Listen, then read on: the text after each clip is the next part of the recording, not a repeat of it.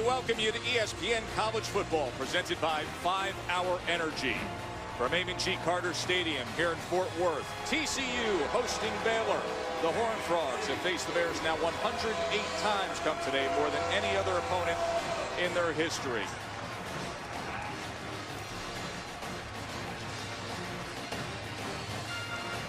The Big 12 standings may be defined by what happened actually last weekend. The showdown between then unbeaten Baylor and Oklahoma State's got the Cowboys now propped up into BCS Bowl status.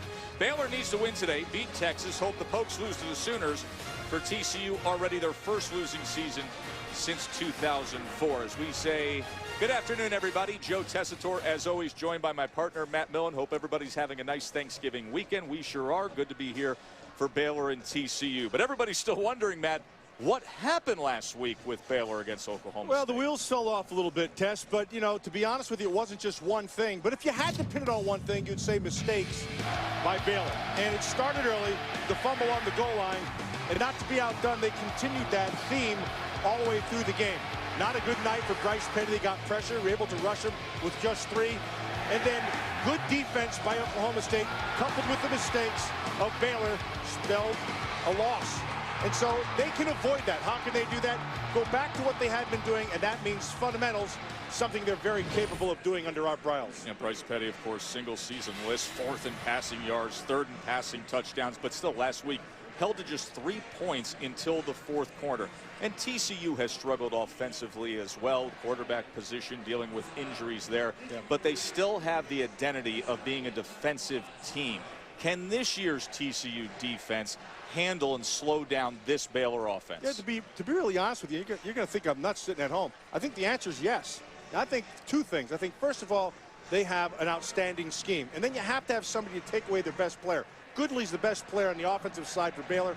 Jason Verrett's the best player on the defense for these Horned Frogs. And so I would expect to see a lot of matchup with Verrett. And then I'd also like to see a lot of scheme by this man, Gary Patterson. Tess, you mentioned it. This could very well be the best defensive mind in all of college football, and it resides on the sideline of TCU. TCU coming off a bye week. They've won 8 straight when they've had the 2-week break to prepare for a team. Now one of their toughest challenges as Baylor looks to bounce back from their lone loss. Stay with us. Kickoff is next.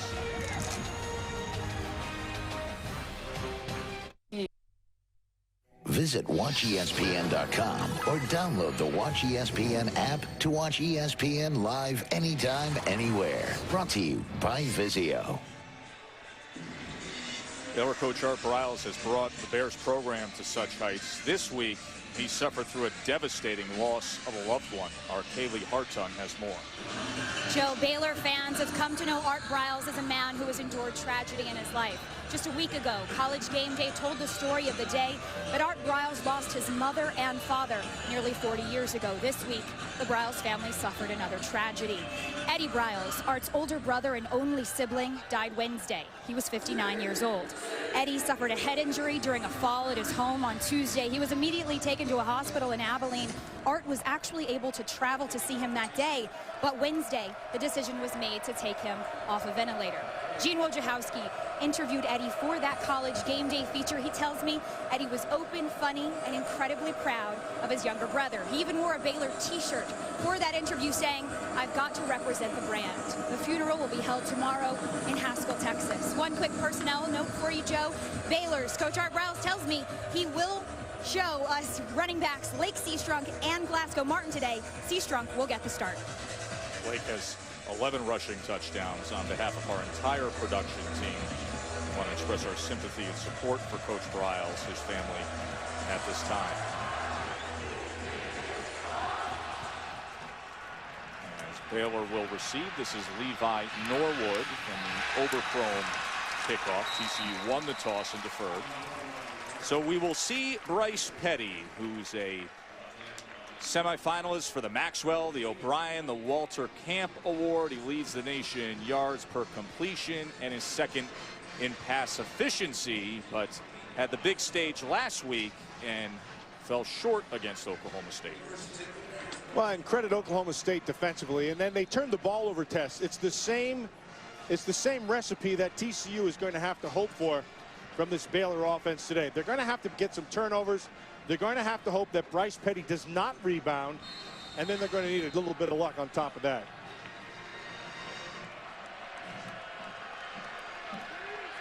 "26 passing touchdowns on the year for Petty, just 1 interception. As they switch out of that loaded backfield to send a bunch diamond formation, they go with the screen to Norwood on that left side, and Norwood is able to get it out to the 28-yard line. All were eligible. You had 1 on the line of scrimmage, 3 in the backfield, so you had 4 eligible to one side. Once again, they shift out. They go with a bunch formation to the left. This time they go straight over the middle, and instead of going with that screen, he was able to find Jordan Niver, the tight end. So what you have to do, if you're right now for TCU, this is about assignment. You have to be assignment perfect. You have to understand formation and then get on your coverage right away. Blake Seastrunk is in the game. He's been injured. Didn't dress out for the loss against Oklahoma State, and he takes the first down run out to the 44-yard line. This Baylor offense, they manipulate a couple things. One is the pace. The other one, they utilize the full field test, all 53 yards. 2nd and 4, and Goodley cannot control that. It's hard to prepare for the pace that Baylor goes. And we've talked about that for years, with all the pace being such a big deal with different offenses. But this pace is a little faster than they weren't even ready. They weren't even ready. Catch him off guard, as you noted, with Blake Seastrunk, who just gashes them and moves the chains. Keep in mind, TCU's trying to get their call from the sideline. They did not get it in. Virtually the entire front was looking to their left when they ran the ball. Snapping here with 29 on the clock. Right down the seam as Petty was looking for Goodley, incomplete. Jason Verrett coverage. He's their best cover corner. It's hard to generate a pass rush against this style of offense. He gets rid of the ball so fast. And so what OSU, Oklahoma State, did a week ago is they got man-to-man and bumped it. And that'll be just a yard short of the line to make to Niver. Dawson and Carter with the tackle. When I say tight, they got their hands on people. You need skilled people outside to accomplish that. 3rd and 2, and this time Seastrunk is tripped up by John Kuntz.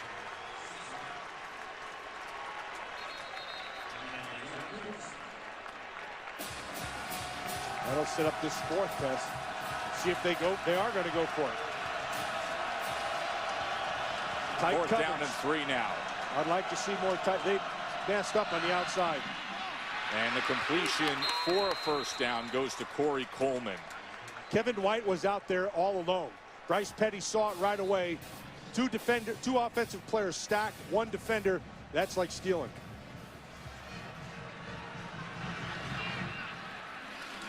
Glasgow Martin in the game at running back, just about a yard and a half that time. He missed the game, the loss at Oklahoma State, and the win against Texas Tech with a knee injury.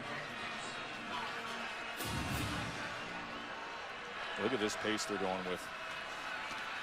As Seastrunk was met right at the line of scrimmage and then driven back. And once again, that front did a decent job as Lawson and Pearson came in to close that room.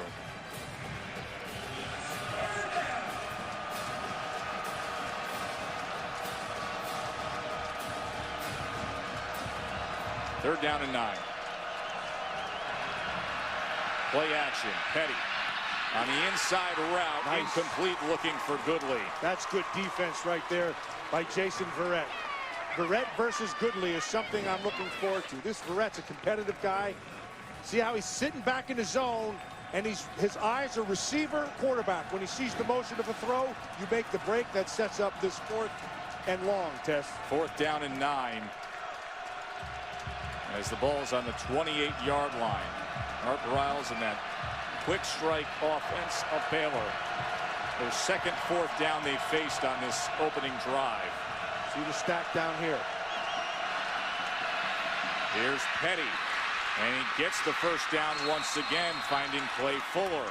When you see a stack, there's only really one way to defend it. an inside, outside, and high defender. And when you do that, you give space. And they took advantage of it. Fresh set of downs, and they keep it on the ground again. And TCU defense has been doing a decent job on the inside that time against Seastrom. Second and 11. They're not ready again. You're going to get this one on the offense. False start. Offense. Number 54. 5-yard penalty. Second down. Test right now, the sideline is not getting the call into the defense fast enough. And so defensively, the linemen are looking for what they want them to do. Remember, all the calls of this defense come from the sideline. And so before every snap, you'll see them look to the side, and they need to get it in quicker because they're putting their players in distress. Second and 16. As he finds Fuller again. See both coaches here, the rapid pace that Briles is comfortable with, and Gary Patterson, you know, the head coach, but he still manages the defense day in and day out. He makes every call. This guy, it amazes me what he does. His third long test. Third down and 9 now. As he checks at the line.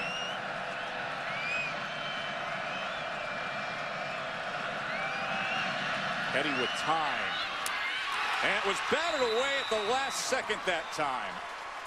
That was Chris Hackett coming in against Clay Fuller. Excellent job by Hackett, who's really good with his eyes when he's sitting back as a zone defender. That's as good as it gets. Nice read on the route. Nice read on the quarterback. Good break. So in comes the record-setting kicker, Aaron Jones, who's been rewriting the Baylor record books.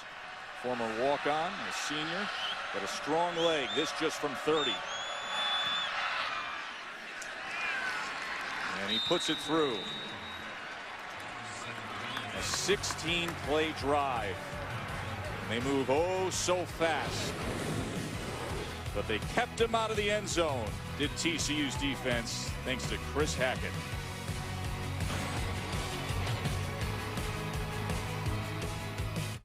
Trust him. Well, tonight at 7:45 on ESPN, you know what we're going to be watching, Bill. That's going to be a great one. Johnny football against Mizzou. Keep in mind, Missouri, it's all on the line, looking to clinch the SEC East, get a trip to the title game. And 8 o'clock on ABC, number 22 UCLA, number 23 USC, part of a rivalry series presented by GoPro. What a job Ed Ogeron has done, and what a great year UCLA has done. Anthony Barr and the boys. They've got a bunch of good people to watch out there. But that first one, Tess, that Missouri game, that is going to be a great game to watch. Never James Franklin back at quarterback for Missouri. Franklin back. They got the season. 4 legitimate pass rushes going against Johnny football. After the field goal, Baylor kicking off, and this will be B.J. Catalan from about the 8-yard line. He tries to break free just beyond the 25. Senior day here at TCU. Flag is down at the end of that kickoff return. Casey Paul Hall is back after being out with a broken arm. Started the last 3 games at quarterback for TCU. As this Big 12 crew will clean things up. Mike DeFee is the referee today. So, Tess, let's take a macro view of this TCU offense. There is no foul on the play for blocking the back. The player never lost contact. First down. So this is what they are. Okay, so Paul Hall has to carry the load. This offensive line is an average group. They're better at pass protection than they are running the ball. They have a couple guys on the outside who can make some plays. But Paul Hall's the key. And then they've got to generate some kind of a run game with B.J. Catalan.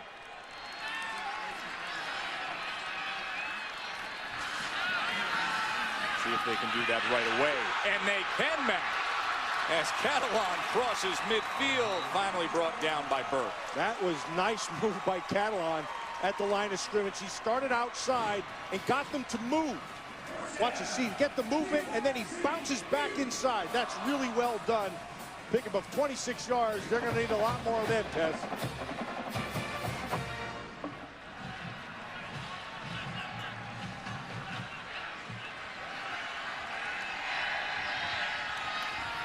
action this time. Hall is going to take a shot downfield, but it's overthrown, and well covered was Lecarius Brown. Dixon and Goodson combining on coverage there.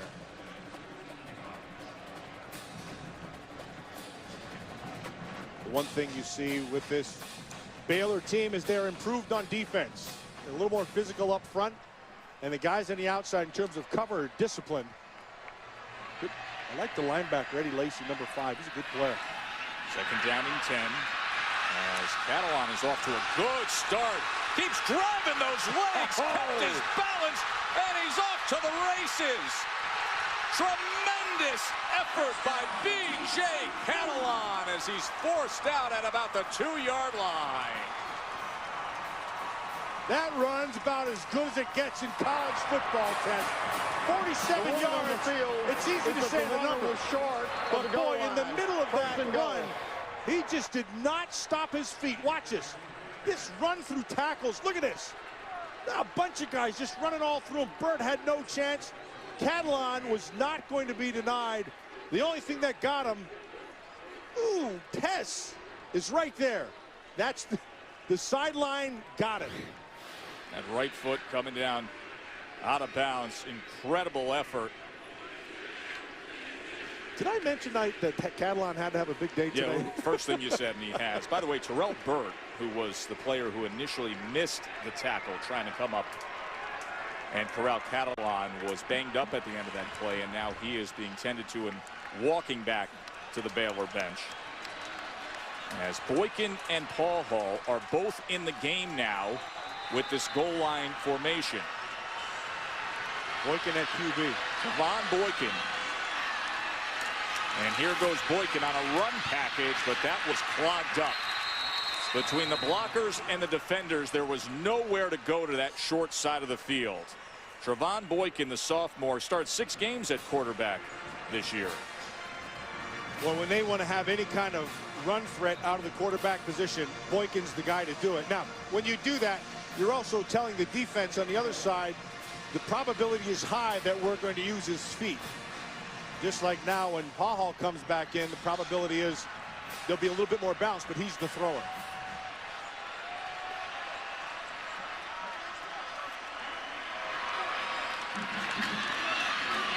And here is Paul Hall, and he can't get anywhere as he was unable to escape Brody Trawhon.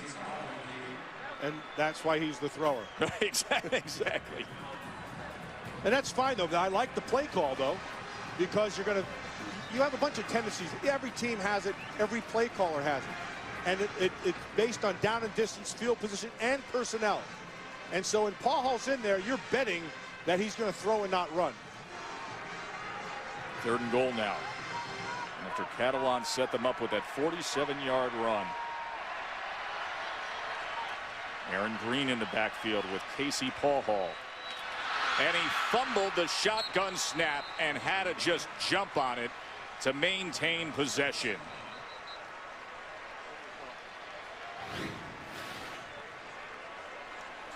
It's right to him. I mean, that's completely on the quarterback.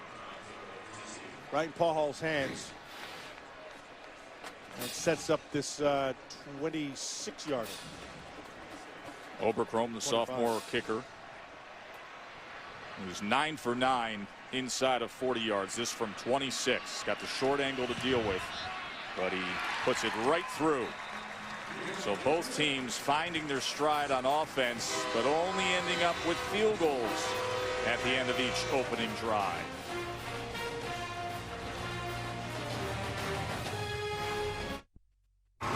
ESPN College Football is presented by 5 Hour Energy Helps, a program that recognizes those who put others first. And in part by GoPro, the world's most versatile camera. GoPro, be a hero. Beautiful day down here in Fort Worth. 3-3 game between TCU and number 9 Baylor. B.J. Catalan had a 26-yard run, a 47-yard run on the opening drive for the Frogs. Jaden Oberkrom with that big leg on the kickoff. That kid's pretty good, Tess. Sure is. Let's check in with Wendy Nix in the studio. Joe Tess, thank you. It's a Dr. Pepper 10 conference update. We'll show you how this tremendous game in the Big House ended. Under a minute to play, Michigan trailing by 7. Gardner to Funchess in the end zone. Michigan trailing by 1, opts to go for 2. Gardner, no, cannot convert. Ohio State escapes with the 42-41 win on the road. Tess? What a thriller there, Wendy. Matt, what'd you think of Brady Hoke going for it? I thought that was a great call. I thought he put it all on one play. He got one play to win it. I thought it was the best thing for his team. It didn't work in his favor, but that was a great call. Delayed handoff this time to Lake Seastrunk as he makes defenders miss and weaves his way for 8 yards. Holy smokes, Tess. That was about a 27-yard, 8-yarder. He was all over the place. For Baylor, offensively leading the nation in scoring and total offense, and boy, do they go at a fast pace. This is Levi Norwood again. That's the second time they've caught TCU with 2 receivers on 1 defender. And they'll take that every time.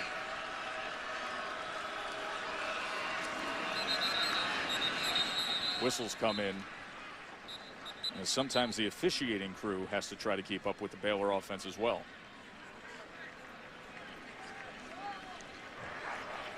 False start. Offense. Number 23. The player never got set. 5-yard penalty. First down.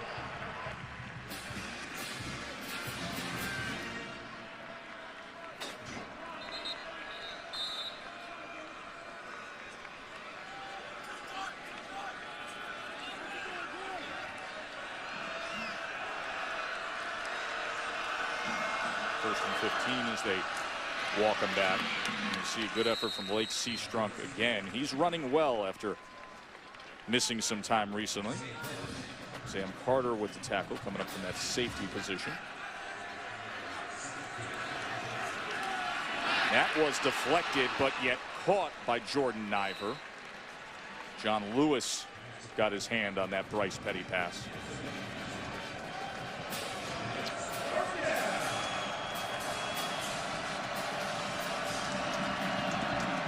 Third down and 5. They got to walk out in that slot. Look at Seastrunk go. He got a little bit of Hugh McElhaney in them, old crazy legs. Shifty runner is Lake Seastrunk, averaging 111 yards per game. Watch the change of direction. There's a ton of it here. Great balance and just outstanding hips, Tess. Here's Petty on first down. And he overthrew Coleman. Kevin White and Derek Kindred had coverage on Corey Coleman. Not afraid to take a shot. Now they have to wait for the defenders to get back in position, but what Baylor does is they just take the guy who just ran the deep route, send him to the sideline, bring another guy in. Flea flicker here. Downfield for Norwood, and that was batted away at the last second. Well defended by Derek Kindred. Nice job at Kindred. Norwood had position on him. A better throw to the middle of the field would have benefited the receiver. See where he throws it. He throws it almost back shoulder. That allows Kindred to be able to make the play. But had it been to the middle of the field, Norwood had a better shot. Now 3rd and 10. TCU fans on their feet. Looking to support this defense here. Play clock down to 3. They will run on 3rd and 10, and Linwood is going to be about 2.5 yards short. If you're looking at home and you're saying, well, why do they do that? They're going there, and they're going to go hurry up. I'll explain in a second. Another 4th down with the Baylor offense. 4th and 3. Got it. And stretching out for it was Levi Norwood. They haven't hesitated at all in going for it on 4th down. They're going into the wind, heading in this direction as they go left to right. Bryce Petty, 212 pass attempts without an interception. Mattis, he's now past RG3 in the record books. And it's past just his arm test. It's his brain. He's looking at what they're being given. So you look inside, and if you have more numbers in the box, he'll go outside as we see a flag on the outside. Kevin Whitehead coverage.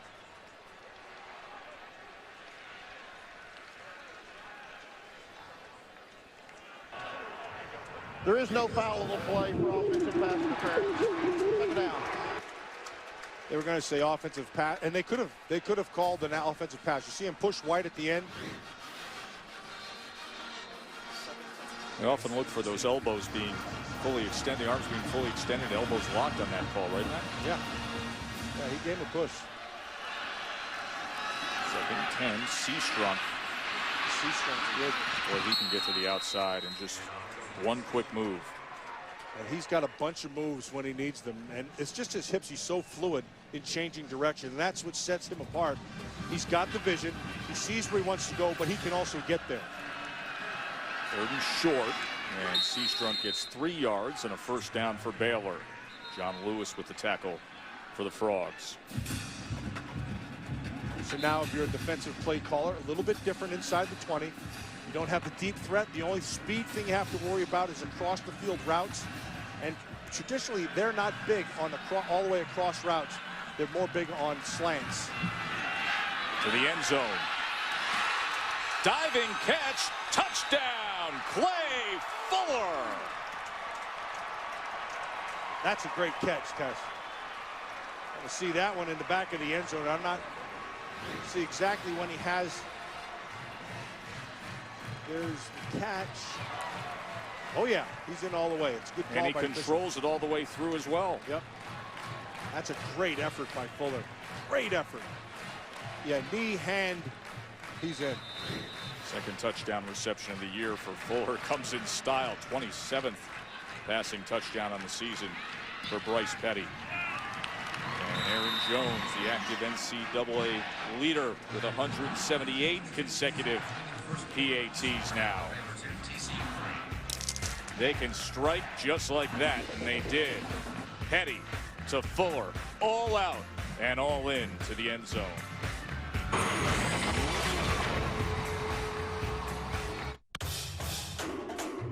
Tonight, the Surging Tigers can clinch their first SEC East title, but the Aggies, led by Johnny Football, On cue. look to play the spoiler, and bitter rivals battle for LA. The Bruins and Trojans face off at the Coliseum.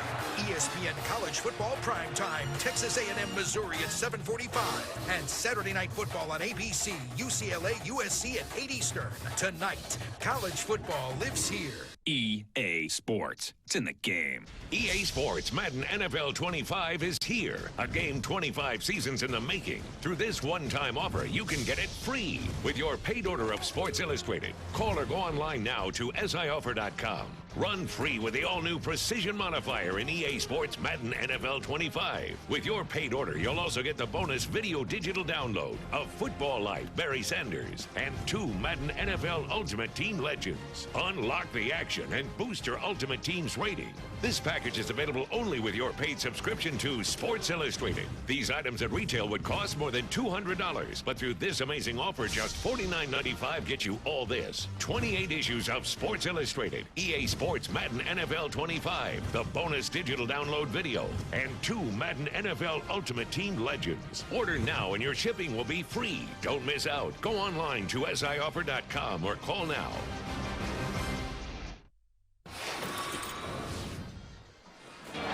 The Bears looking to pull off a big upset. He's going downfield for it all. He's got it. And the Bears strike first. Going downfield again. Could it be? Oh, my! Jones is good on the field goal. Here we go. Baja is back. Fires this one. It is intercepted. Baylor's going to win this game. That was Robert Griffin III's breakout moment of his career. That 5-touchdown night to start the 2011 season. One of the great games in the long-standing history of Baylor and TCU. A little different than back in 1899 when they had a scoreless tie. Not with this guy around. Bryce Petty, 27 passing touchdowns on the year. Clay Fuller had a beauty moments ago. The receiver is 26 years old. He played 6 years of minor league baseball. 10-3 Bears here in Fort Worth. Jones kick will bring out the penalty flag.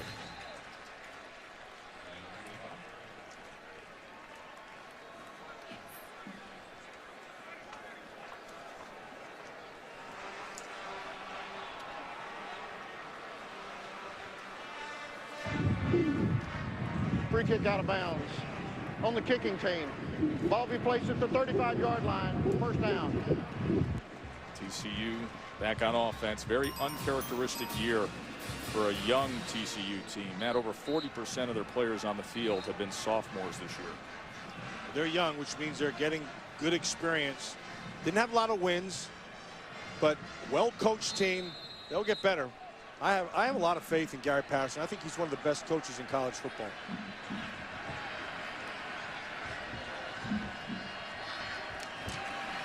Play action, Paul Hall. And he was looking to get Brown coming in. And he had it too. That was open. That was the throw he needs to make. He needs to bring that thing down. There are times when Paul Hall's ball will sail on him, as you saw right there. He had a defender cutting from inside out, but he had a throwing lane. He needs to make it.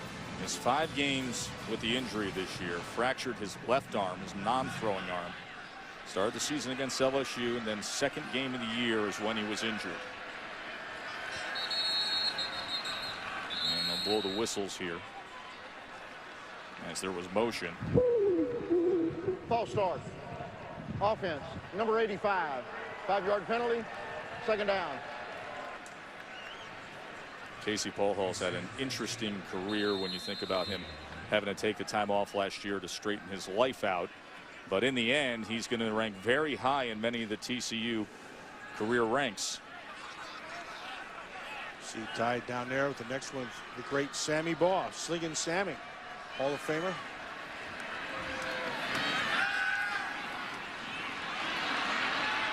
This is Brandon Carter, who's still wrestling along with Eddie Lackey. That Eddie Lackey, that's a good football player. He's got really, I'll tell you what he does, Tess. He can diagnose, key and diagnose is outstanding. And he's always around the ball. You know, we go all over the country, we see different players, and every team has a guy like this. A guy who's just kind of a ball magnet. He's it for Baylor. For so many years, Baylor never had a guy like that. It was always the defense that was the sore spot. As they've made this resurgence in recent years, that has really improved. 3rd and 10, and that was thrown to the outside of Josh Doxson. Doxson fell coming out of his break where he had it. So these are the things that have plagued them in this season, and they continue to plague them right now. TCU has to be mistake-free. They can't beat themselves.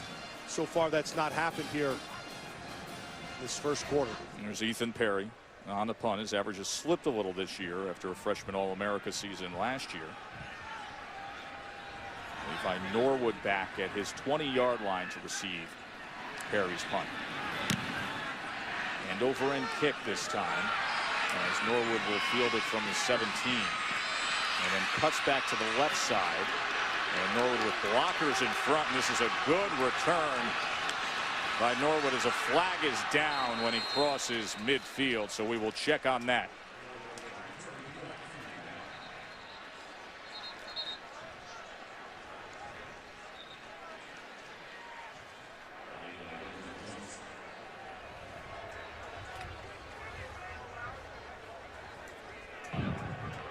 During the return, holding, return team number 7, 10-yard penalty from the spot of the foul, first down. That's Darius Jones for Baylor. So they will back him up. It negated a 42-yard punt return. Of course, you can always get your NFL Sunday started the right way. 10 a.m. on ESPN with Sunday NFL Countdown. Chris Berman in the gang with all the news and updates from around the league, and a special feature on Seahawks quarterback Russell Wilson and his bond with a little girl he met on a recent visit to Seattle Children's Hospital. And then Fantasy Football Now at 11 a.m. on ESPN2. Of course, Russell Wilson will be just a bit busy come Monday night. Saints and Seahawks, 9-2 against 10-1 up in Seattle. That's going to be a great one. That's going to be a great one. Let's see if the Saints can handle the outdoors and the noise. to the balanced production by Baylor this year, but not right up the middle against this TCU defense so far, as Jonathan Anderson comes up with the tackle that time. In space, Baylor has given TCU fits, but they've been stout around the guards and center. They go there again, and this time he's able to bounce it to the outside, picks up a block, and you see the good footwork by Lake Seastrunk. You can see exactly what Chip Kelly wanted in his offense and what Art Briles has on his offense right now. The Seastrunk kid, he has the ability. Let's see that jump cut. Few guys do that. Watch this at the end. Glasgow Martin lowers the shoulders and goes ahead for a first down on that 3rd and 1 run.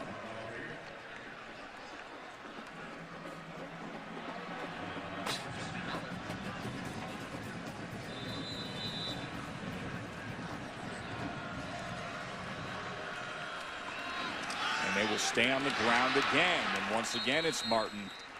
An 8-yard gain for Glasgow Martin, the 230-pound senior back. Not ready again, the defense. That's a big part of their success. And Martin gashes them again. Well, Gary Patterson's got to have to get that thing straightened out. You can't have your linemen looking over to the sideline and they're getting ready to snap the ball. And here's Petty as he pumps once, pumps again, and that was dangerous. Jason Verrett was closing in against Goodley and made a diving effort and almost picked it off. They had a little pressure that time up inside. Now watch the change of direction by Verrett coming back to the ball. That's really well done. It's also good by Goodley to be able to turn it to a defender. What a nice matchup that is to watch today, isn't it? Yes. Goodley and Verrett. Have a nice one here on this 3rd and long test.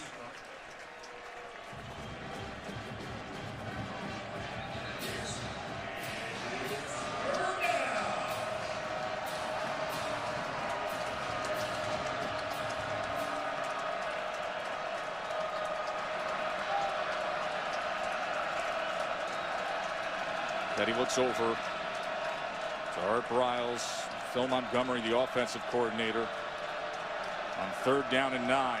Ooh, they're man-to-man over here. Threw it high, but Goodley came down and got it for a first down for the Bears. Yeah, that's exactly what I was talking about. Down the bottom, they were straight man-to-man actually across the board. Verrett and Goodley. Goodley this time just uses his body. So he stays in front. And he slings it this time to Levi Norwood. It's Chris Hackett. That's the 2nd time he's made a nice play test. Very aggressive. When he sees it, he goes. I would expect to see double moves on him as this game goes on.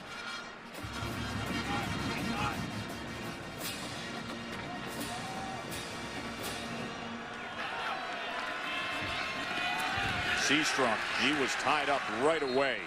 That was a good effort by John Kuntz, the defensive end, number 97. Yeah, Kuntz came off the edge unblocked, really. Got Seastrunk, sets down to another 3rd and long. So TCU has mixed up coverages. They went man the last time. They've been playing zones in this 3rd long. And Bryce Petty has been able to have the time to be able to find someone. First quarter is counting down to an end. Baylor in that hurry-up attack. 39 plays for Baylor, only 9 for TCU. That's just a 7-point margin. TCU takes its first time out of the half. And Gary Patterson with a crafty move here as he called a timeout in the final moments of the first quarter. As we have told you earlier, the wind is going in the direction where Baylor is headed right into it. So he's throwing into the wind, and he wanted to make sure he had that to his advantage. So you see Patterson was watching the clock run down at the end of the first quarter as he looked across and saw Art Briles give the motion of, guys, we'll just go to the other end of the field. And Patterson used his first timeout strategically to have them have a 3rd and 9 into the wind. Remember, Baylor's already gone for a few 4th downs on longer drives. I don't think this wind is a factor, but if it is, Gary Patterson wants to make sure that it's on his side. I don't know if there's a more detailed coach out there than Gary Patterson. I love the story you told him, even walking down the hall with him, and he sees a speck of dust. Every small detail he takes care of. We were having a talk yesterday. We're walking down the hall, and there was a tiny little piece of paper. He just went over, picked it up, make sure he took care of it, so everything is the way it's supposed to be. So Patterson calls the timeout, leaving 5 seconds and a 3rd and 9 for Baylor to go into the win one last play. And Petty's going to pump, run, and he's going to be short. It'll be 4th down and about 1 when we come back for the second quarter. That's the end of the first quarter. 10-3 game between these long rivals here in Fort Worth.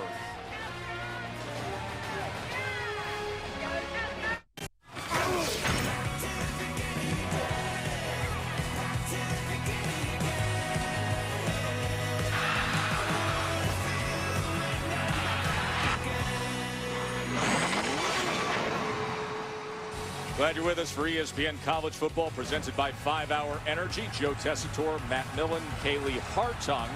Start of the second quarter, and it is a 4th down and 2. And Baylor had their place kicker, Aaron Jones, on the field during the break, and then sends out the offense at the last moment. They're 3 for 3 on 4th down conversions so far today. Glasgow Martin is the back. And Tess, they're locked up man-to-man outside. Let's see what they do. Barrett and Goodley. That's the big matchup. Let's see if he goes to it.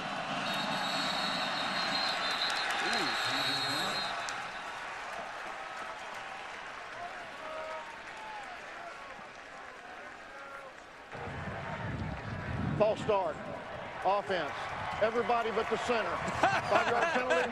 4th down. Mike DeFee keeping it simple. Everybody but the center. Now Aaron Jones, the place kicker, will trot out. And they say he's got himself a pretty good leg, so he's going to have a shot here from 46. And remember, with the change in quarters, they do have the win. This is a 47-yard attempt officially. His career long is 58. He's their all-time leading scorer in Baylor history.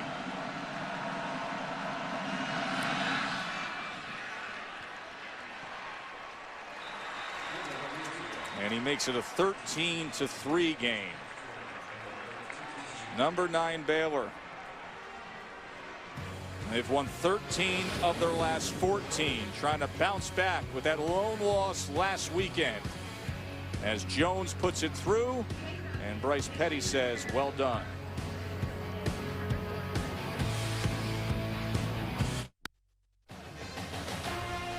Here at TCU, Baylor looking to win 3 Big 12 road games for the first time in program history. They have a 13-3 lead, 40 plays, and we're 5 seconds into the second quarter, Matt. 40 plays, Tess. In the old days, 60 plays was a game. That was it. 40 plays in the first quarter. That's unbelievable. We talk about it year after year with our Bryles, but then you get a first quarter like that, you just shake your head. 40 plays in a quarter.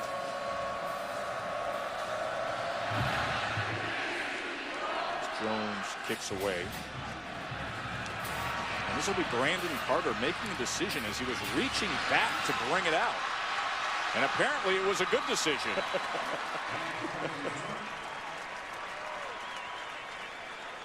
$37-yard return by Carter. You can get close to all the action wherever you are. It's the new Sports Center app, blazing fast scores, the hottest news and highlights. You can download the new Sports Center app by calling *SC from your phone. Well, let's see what TCU can do here. They can't get in their own way, Tess. They can't beat themselves. No mistakes. And they got a shot.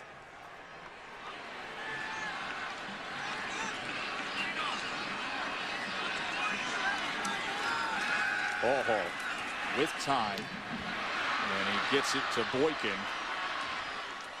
and one quarterback to the other that time. Boykin's an excellent athlete, has good run skills, catches the ball, he's really a do-it-all guy.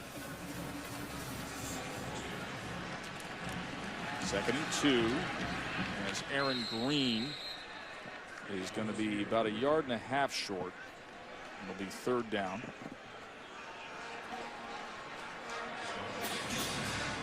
Green was a 5-star recruit, started his career at Nebraska, and then transferred back home to the state of Texas to play here at TCU.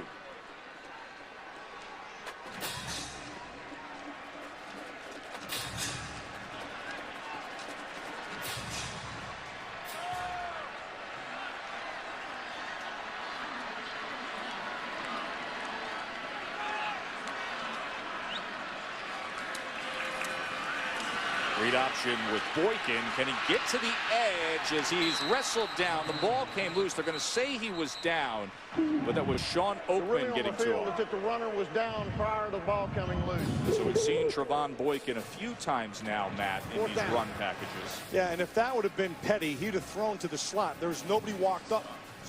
They're giving you 5 yards. There's Pahal blocking downfield. Actually does a pretty darn good job. That would qualify as a mauling. So 4th down. Offense stays on the field. From their own 46-yard line, a 4th down and 1. Paul Hall out of the gun.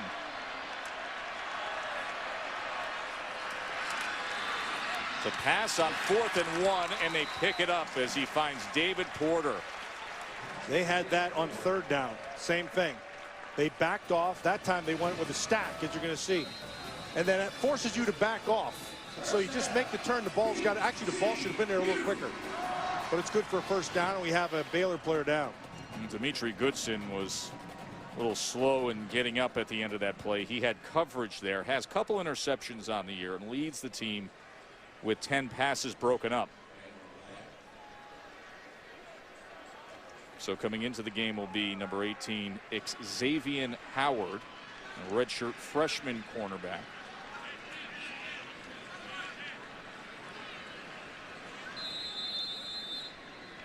Howard's a little taller, a 6'2" corner. Good for length. Baylor. Yeah, good length in the arms.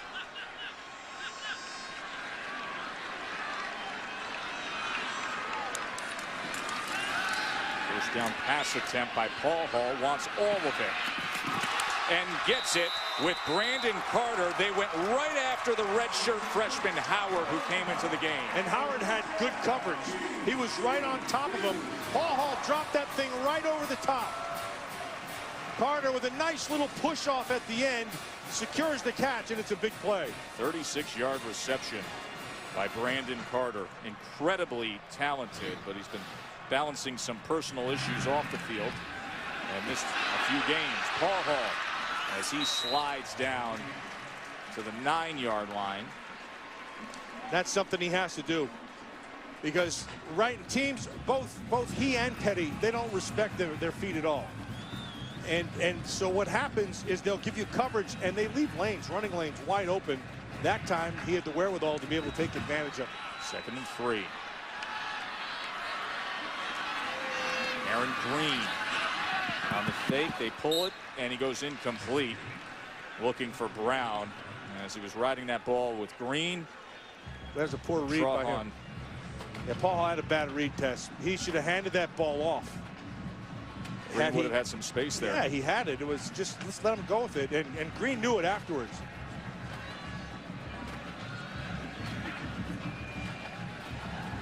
Third down and 3.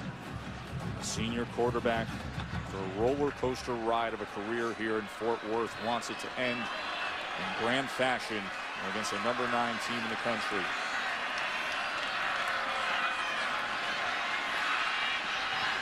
Ooh, crossing route looking for Brown, but he was covered by Lackey, and it was late, but it came, did the flag. Yeah, that I saw that from here. Lackey pulled him right at the end. It was a crossing route. Brown had a step on him. You're going to see it right at the end. See, Lackey anticipates the coverage. See, with his top arm, he kind of pulls him. Defense number 5. After listening to the goal, automatic 1st down.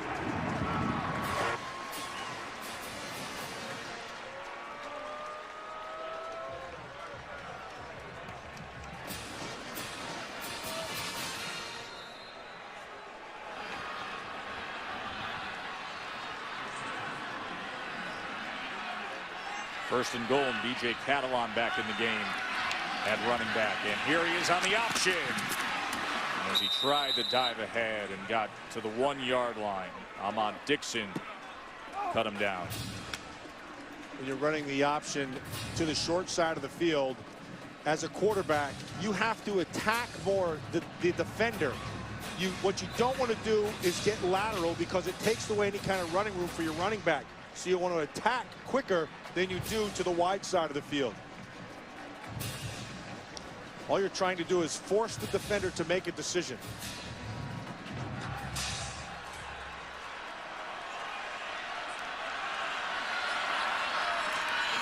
They go to the up back, and that is Jordan Moore for the touchdown.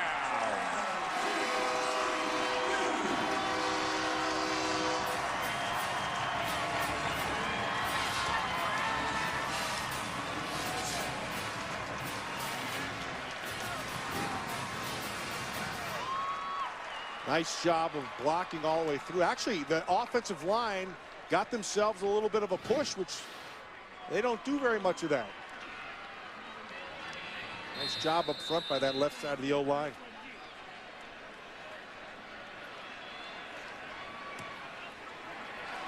Oberchrome remains perfect on his PATs this year. Jordan Moore tore his ACL last December. Played a little defense early in his career. Now playing running back and getting the score for the Frogs, his first career touchdown.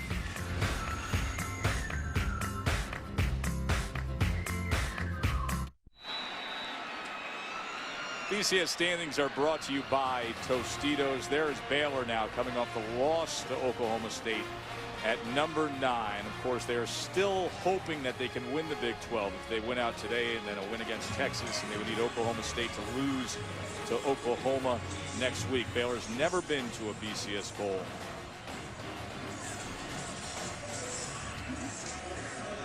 There's ECU fans showing support for what's going on in the SEC right now.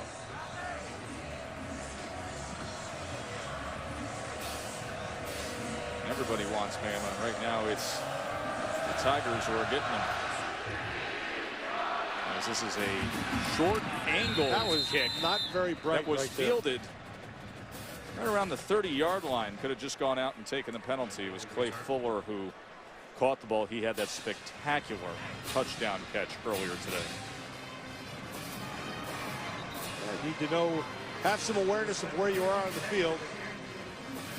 Pick himself up a few more yards, but it's not going to hurt him. And now buckle in, Millen. Here comes the Baylor offense again. Oh boy! Now Please for set the game TCU, clock to 11:01. 11:01.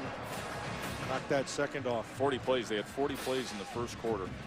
Test what TCU did. Remember, right before they went out, we said they can't beat themselves, can't get in their own way, and they were clean that drive. They went down and got a score. Now let's see what this Baylor offense can do again, and if this TCU defense can get set. Seastruck. Just about 3 yards that time. Lake Seastruck. 10 100-yard rushing games in his last 12 games played. Practiced a little more this week. Has been injured. Missed the game against Oklahoma State. They're going to set up this third down, but not a single defensive lineman was set. They were looking at each other and standing up. They still were able to make the stop to set up this 3rd and 5. Okay, the ball's being snapped. They're still looking. Look, nobody's set. That's not the amoeba defense. That's just what happens when you're playing Baylor sometimes. Nice job by John Lewis to be able to make that stop. 3rd and 5. Here's Petty. And he misses on that slant. And there is no flag as it was incomplete. Sam Carter had coverage on Fuller. Nice job by Carter on top of it. Fuller had inside position. It's the same thing they do. Inside, outside, high is how you defend it. He had body position. A better throw. Fuller may have had it. A rare 3 and out for Baylor. Came in with only 17 on the year. Had 4 last week alone against Oklahoma State. Spencer Roth on to punt. Showed you a punter from Knoxville, Tennessee. Got that good NFL size for a punter. Goes 6'4", 225.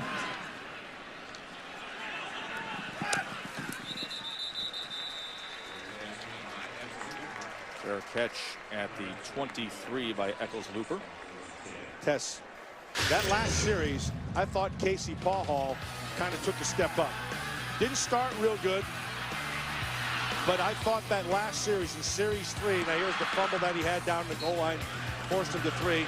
And then after he mauled the DB, it looked like he kind of came to life. A couple of nice throws down the field, and it looked like he's, I don't know what, on the sideline you could see his demeanor change a little bit. He got a little angry at the sideline. Sometimes just takes a little bit to get you going. Let's see if it continues. A good managed drive last time. Kept that Baylor offense off the field.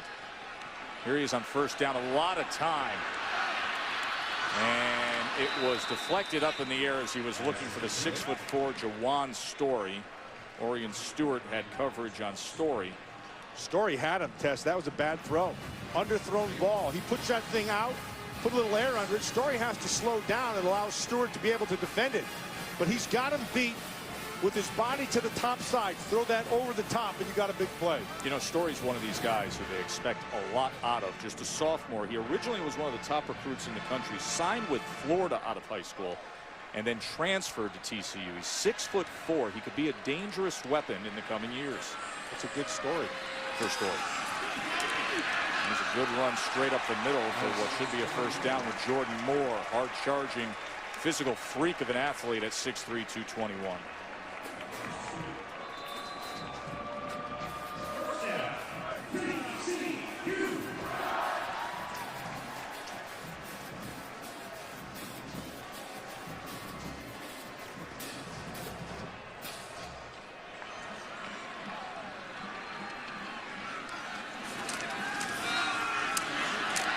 Again, they go with Moore. This time he couldn't get free beyond the 35-yard line. So Dixon with the tackle. They're having some problems inside getting run at. So Phil Bennett's answer to that, the defensive coordinators, just slant his line, which they did. They tried to get behind that thing, but to no avail. Set to this second.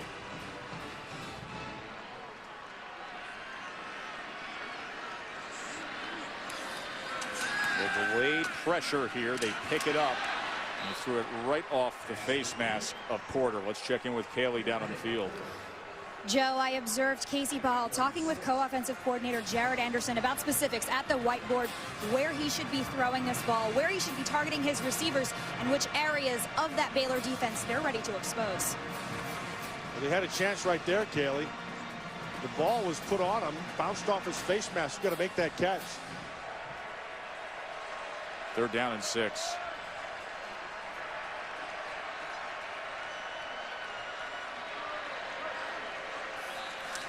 Just a 3-man rush as he throws short and depended on Aaron Green to try to make that yardage, but he can only get to the 40-yard line. Gives us the chance to check in with Wendy. What do you have, Wendy? Tess, thank you. It's Alabama, Auburn, the Iron Bowl in a Taco Bell studio update. And it was Auburn up 7-0 when A.J. McCarron hits Justin Fowler to tie it up. 11 minutes to play in the first half. 7. He makes me feel like the most important person in the entire world. I guess I'm doing something right. To find the perfect ring for her, engage an expert at Hellsberg Diamonds. Come tell us your story. We'll help you discover what's next. I was having trouble getting out of bed in the morning because my back hurt so bad. The Sleep Number bed conforms to you. Wake up in the morning with no back pain. Do you toss and turn, wake up with back pain? If so, call us now. You'll learn how the Sleep Number bed helps relieve back pain by allowing you to adjust the firmness and support to conform to your body for a more proper spinal alignment. Just look at this research. 93% of participants experienced back pain relief. Plus, it's a great value because it costs about the same as an innerspring, yet lasts twice as long. So if you want to sleep better or find relief for your bad back, call now. Call 1-800-620-4916 for your free information kit with DVD, brochure, and price list. Call now and we'll include a free $50 savings card. Call 1-800-620-4916 for your free information and this free $50 savings card. Call now. Baylor number 9 in the country, still hoping that they can have the Big 12 in hand. Of course, last week they lost to Oklahoma State, and that put them in a position now where Oklahoma State wins out against Oklahoma, and they will head off to represent the Big 12 at a BCS Bowl. Baylor thought they were headed towards that same spot, but now they must win the remaining 2 today and then against Texas, and hope that the Sooners take care of business. Texas still in the mix. Here's Petty now on first down, and the pressure gets to Bryce Petty. That was Mike Tua'ua. Tua'ua is about the best pass rusher they have, but Tua'ua should go back and credit their secondary, because that was great coverage down the field. He wanted to go to his right, wasn't there, and Tua'ua finished it off.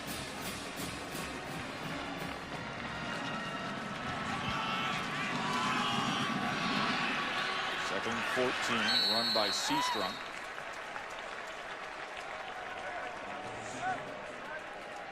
This Baylor offense, a lot of it is predicated off the 2. They always have a vertical threat, and generally they have a slant, some inside breaking threat.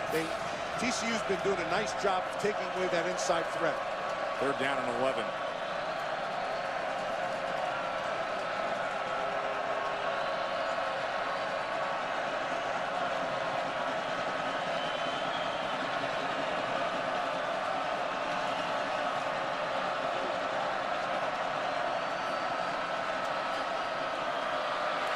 Pressure was coming hard on Bryce Petty that time. Once again, it was Tua'ua. He was nice that time. Very well done by Tua'ua coming off that right side. Had his consecutive 3 and outs for Baylor. Yeah, he's working on the top side there. He comes clean. It's Kevin Palmer who he beat, and it wasn't even close.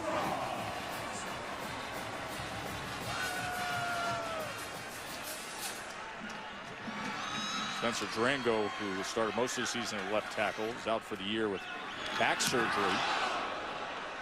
He almost got to that punt that time. And Eccles-Looper now picks up a block. And Cameron Eccles-Looper with a good return for TCU. He picked up a nice block pass, a peel back. Hit him right in the kisser and freed him. And then picked up Tua'ua on the other end and finished it off. You know, watch, he's going to break to the left. Here it comes right there. That's just really well done.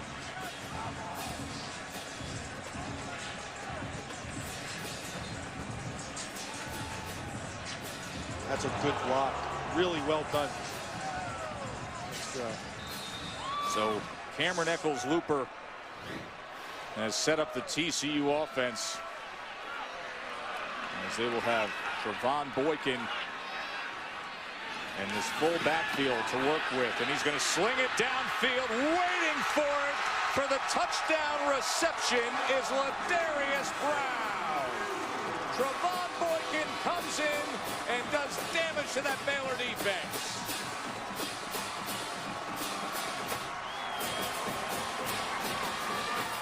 It's an excellent call. Remember, every play caller has tendencies, and personnel is the last one. They didn't expect Boykin to use his arm. They thought they'd use his feet, and Brown benefits at the back of the end zone. Boykin had 4 touchdowns in the win at Baylor a year ago. Paul Hall back as the starting quarterback, but you could see how much they still value Boykin in playing a role in this offense.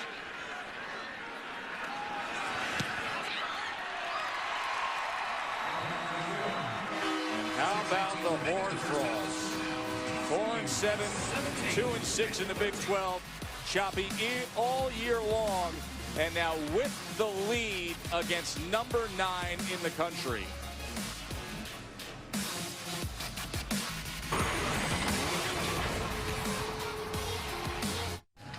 Let's see what happens. See, they call the slant here. They bring the blitz, okay? The fake play action brings these guys up. He's locked up outside, man-to-man. The safety's going to kick to the middle for help. The watch right here. Stop right there. See, his eyes went back inside. He missed the jam, and when his eyes go back inside, his momentum takes him laterally instead of vertically. Brown takes advantage of it, and it's 6 quick. It's always the fundamentals test that gets you beat.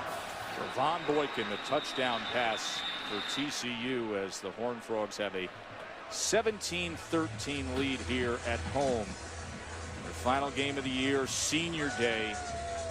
Disappointing season. They're not used to down years here at TCU. They're sure to their first losing season since 2004, but would this be special to knock off #9 in the country with everything still ahead of Baylor this year? Here's Clay Fuller. And he was met at around the 16-yard line.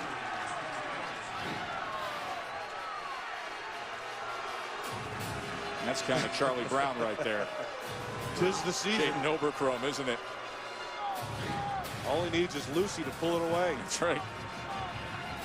A bit of a win today in Fort Worth.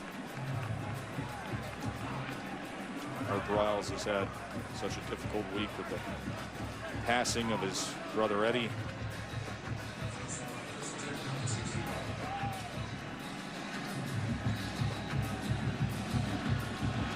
I think it's time to get back to basics for Baylor, so that means Lake Seastrunk put the ball in his hands.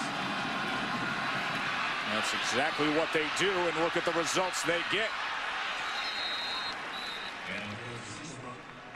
Now to the 34-yard line for the junior running back. Yeah, I'd put the ball in his hands as many times as I could. 18-yard run, working on a big day. Here's Niver, the tight end, who started his career at Stanford. Let's check in with Wendy Nix. Tess, thank you. We revisit the Iron Bowl. To Auburn, Alabama we go. Auburn and Alabama, 7-all until A.J. McCarron hits Kevin Norwood in the end zone, 14-7 tied. We'll keep you right up to date on everything going on at Jordan-Hare. Incomplete pass there moments ago. Sets up this 3rd down. 3rd down and 6. TCU defense has done a pretty good job here in this 2nd quarter. We were raving about the pace set by Baylor. 40 plays in the 1st quarter, only 9 here in the 2nd quarter. Yeah, here's what they're doing on the outside. They got Barrett locked up outside with Good, and then they're going 3-on-2 to the remaining ones, 1-on-1 down below here. Petty. They got to him. That is really good defense. Sam Carter, the safety. Tess, that's the possible 3rd straight 3-and-out. They do not get 3-and-outs. Watch the coverage. See, Barrett on the outside, he's locked up man-to-man. Then they're going 3-on-2 to the remaining 2, and on the backside, they're 2-on-1. So they're daring you to run the football, and that's all on Gary Patterson. One of the best defensive really good stuff. Coaches in the country going up against one of the best offensive minds in the country, and another 3-and-out for Baylor. TCU takes his 2nd time out of the half. 30 seconds in duration.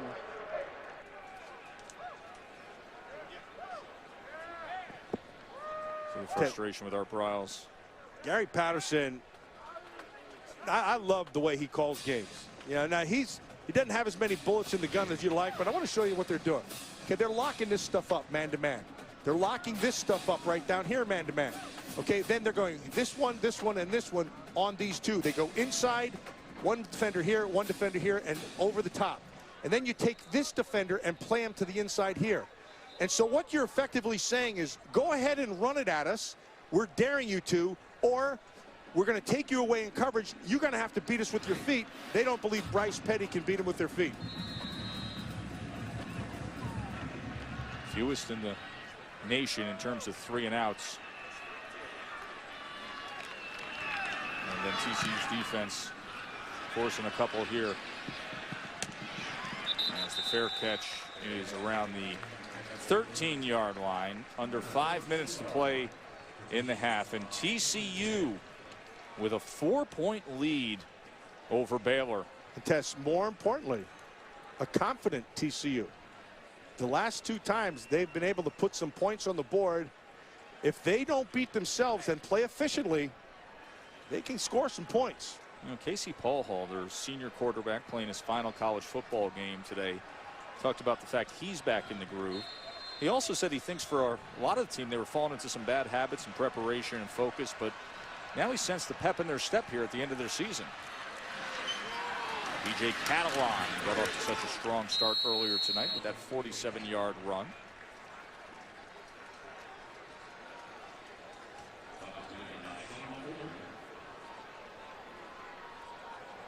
We're going to bring up 2nd and 6.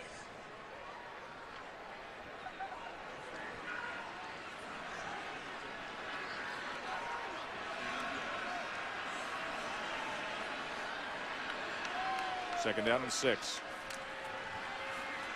Paulhall, plenty of time.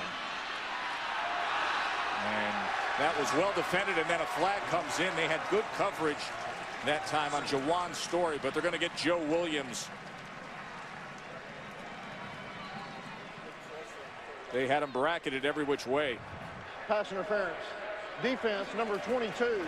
15-yard penalty, automatic. First down. Throwing that right hand around the head, huh, man? Yeah, he climbed him, and they're going to call that every time. He didn't need to. He was in great position. But he elevated off his shoulder. Actually, that's not a good throw. That ball should have been driven. It is a good call, however. Yeah, he had the safety right beat test. Yeah, and that right arm, he got on the right shoulder and elevated off that, so good call. First down out at the 32-yard line. And they go with the reverse as Carter is backed all the way up. And then he lets the ball fly. And they're going to throw a penalty flag down, as you almost could see Carter's mind working as to how do I escape this situation. Yeah, he tried to test. He needed to throw it earlier. They're going to get this for intentional grounding. Intentional grounding. Which is a good call. Offense, number 3. He was not the player who took the original snap. Lost it down at the spot of the foul. Second down. And the reason he says he's not the player of the original snap is because then the whole tackle box issue is moot.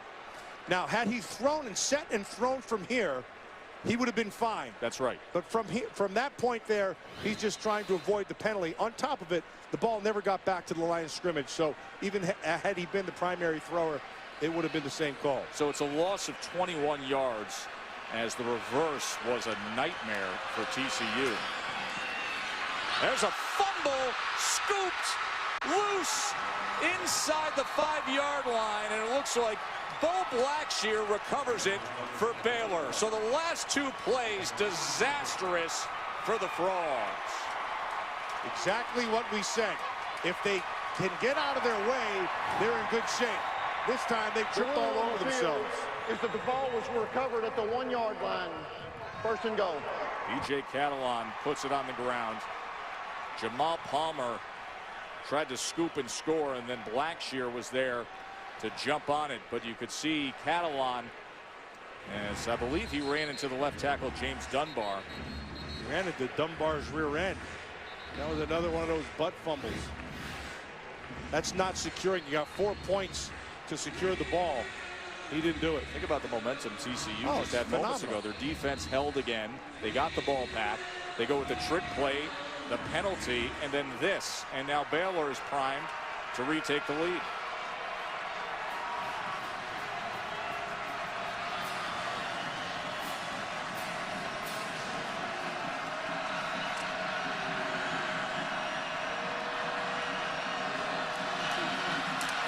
Here's Petty.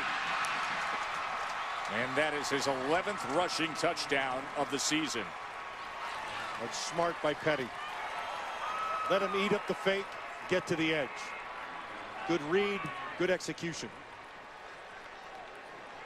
And number 41, Trevon Armstead, who comes into the backfield on that jumbo package. He's a backup offensive lineman who will put in on goal line, and Petty easily brings it in. As Aaron Jones adds the extra point, and the Bears have a 3-point lead. We'll take a short break and get back to more of this good action here in Fort Worth.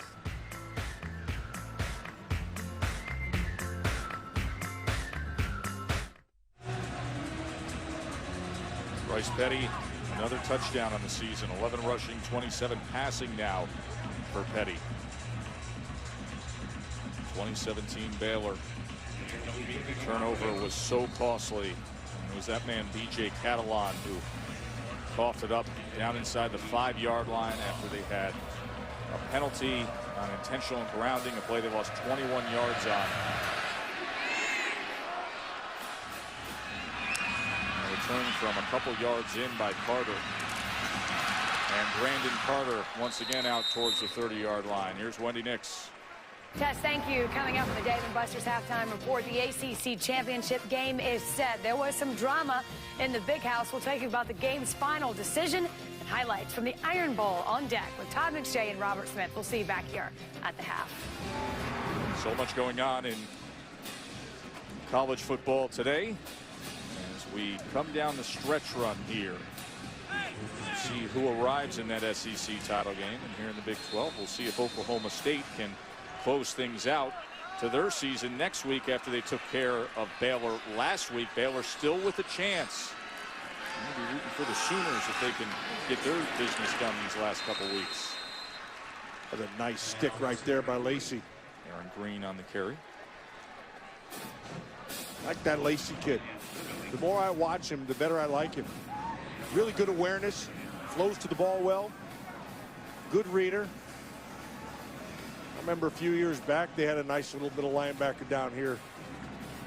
Baylor by the name of Mike Singletary. 1980 team. Yeah, pretty good player. Went on to do some things. Here's 2nd and 9. And once again, it's Aaron Green. Maybe about 1.5 yards that time for the sophomore from San Antonio. They've not been able to duplicate their early success running the football. So the adjustment by this defensive line of just being disciplined and staying on in their gap control has been good. Sets up this 3rd and long. TCU is 0 for 4 on 3rd down conversions today. This is a 3rd and 8. Big Jawan Story, who he's looked to a few times to the top of your screen as they go 2 by 2. And a diving effort to the outside, incomplete as he was trying to find Josh Dobson.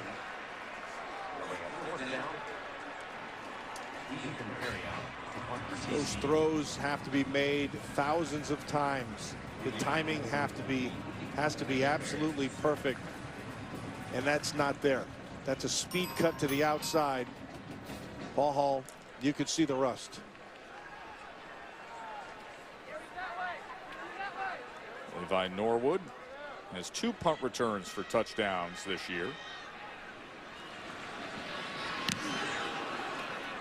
Perry gets off a good punt, and Norwood will call for the fair catch at about the 24-yard line.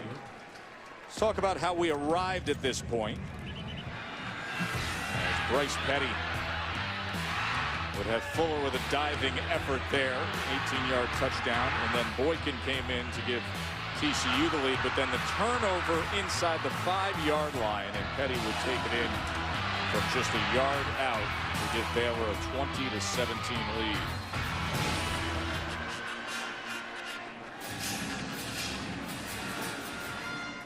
Big plays have been what Baylor's been all about all season long, but this TCU defense has had a nice job keeping things in front of them today. Yeah, that's why I say you still have to go back to Seastrom. 2:13 remaining in the half here as first down effort was overthrown. Corey Coleman, the intended receiver.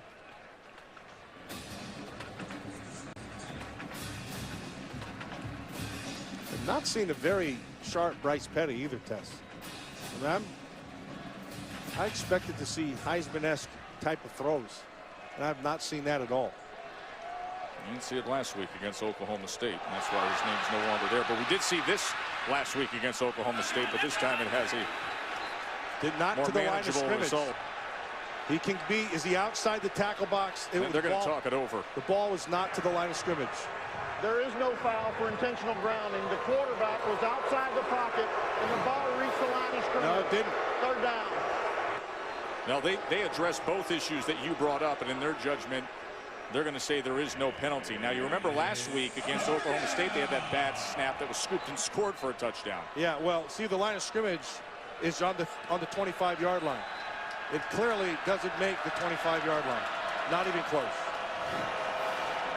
It goes out of bounds at about the 18 or so. 3rd and 10.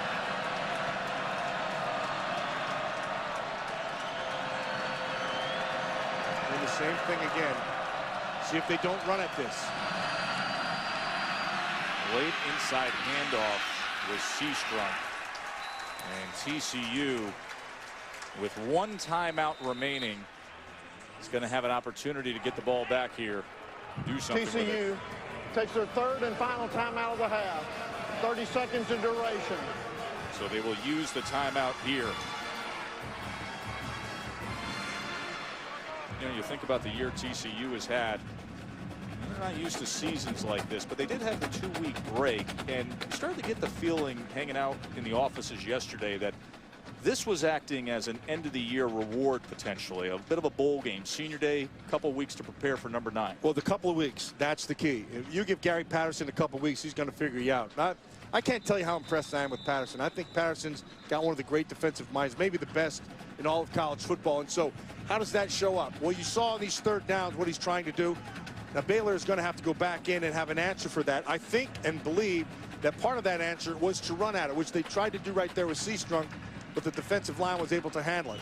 So they're giving him a couple of combinations on the outside where you're forcing Bryce Petty to have to throw to really tight coverage.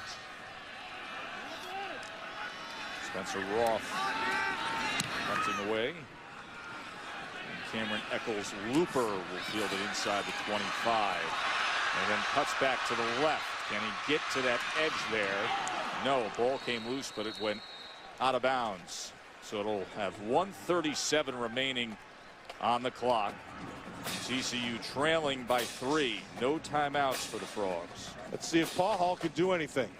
Yeah, a little bit of swagger going after that 2nd touchdown. And then it all left in one fell swoop. The ball was fumbled forward and out of bounds. By rule, the ball be brought back to the spot of the fumble. 1st down. Correct. Let's see if they can't regain any of that. He's had receivers down the field test, but his ball has been floating kind of today. Hasn't been sharp. That was sharp. Goes underneath to his fellow quarterback, Trevon Boykin, who threw a touchdown pass earlier. And needed to get out of bounds. So the clock counts down towards 1:20 in this half. Once again, he goes underneath, and this time to Brandon Carter. And we'll see where they mark this, because remember, they'll get a temporary stoppage if it is a 1st down. See that linesman there? That's a young Walt Coleman. His dad officiated many games that I played in. And he's out there. So you're saying his dad admonished you many times? We may have had a few words together, old Walt and I. The ball is short of the line to gain. You've got to get to the 40-yard line. 3rd down. But they did stop to check, and so now they'll kick it right away. Yep, and clock went right back in there as Paul Hall tried to just muscle it ahead on the quarterback sneak. And you see right here, that's a 1st down, so that'll stop the clock. A little something extra going on at the end of this play. They better hope nobody swings. A little bit of Ohio State, Michigan action in there. I saw a few players were ejected from that. 3 guys. It's Chris McAllister, star defensive end for Baylor, number 31. He's got 6 sacks on the year. Yeah, he needs to pick it up a little bit right here. McAllister is their guy who can rush the passer. So clock re-engages after the temporary stoppage with the moving of the chains. Paul Hall now downfield. And waiting for it and hauling it is Jawan Story. All 6'4" of them. And it's a 1st down for TCU, and they're right back in business. That was all Story, because that ball, again, hung up. Paul Hall didn't get enough of it. Story could have gotten on top of it, but watch how he has to pull up. This is a really good job coming back to the ball, and strong hands to fight through it. 33-yard reception. Pressure right up the middle. Paul Hall went down, and it's intercepted. And that is Stewart on the return. Orion Stewart with blockers in front. And he takes it the whole way. Touchdown, Baylor. Eddie Lackey came charging in on Casey Paul Hall, and Orion Stewart was waiting on it, and then brought it back 82 yards for a pick six. But Paul Hall got pressure in his face, and that's what got him.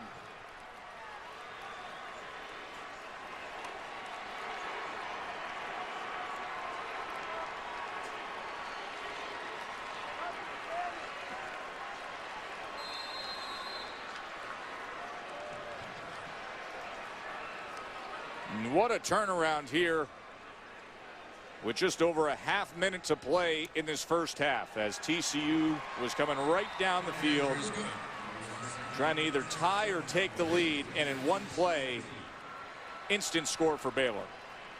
Right over the top. Eddie Lacy puts the pressure and forces the bad throw,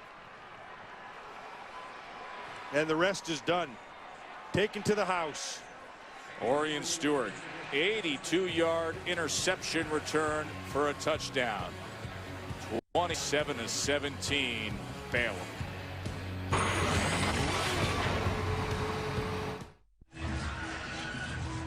Baylor with 2 touchdowns in the last 3 minutes and 16 seconds. Turnover is a big part of that. One was a pick six that Stewart brought back. The other one was a fumble inside the 5 that Baylor quickly cashed in on by a touchdown run by Bryce Petty. And all of a sudden it's 27-17. You worry so much about the Baylor offense, and then you just take 14 points and hand them on a silver platter to Baylor that way. Well, it was a nice call there by Phil Bennett, their defensive coordinator. He brought Eddie Lacy, which forced the bad throw. And then Stewart did the rest.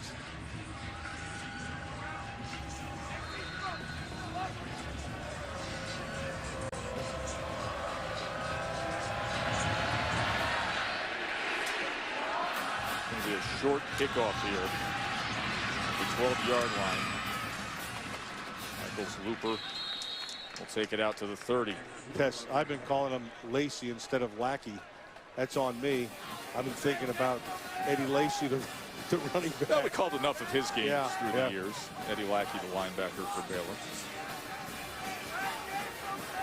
10-point margin for the Bears. 9-1 is Baylor, trying to bounce back after that loss in the showdown game at Oklahoma State. But the miscues by TCU, it has cost them.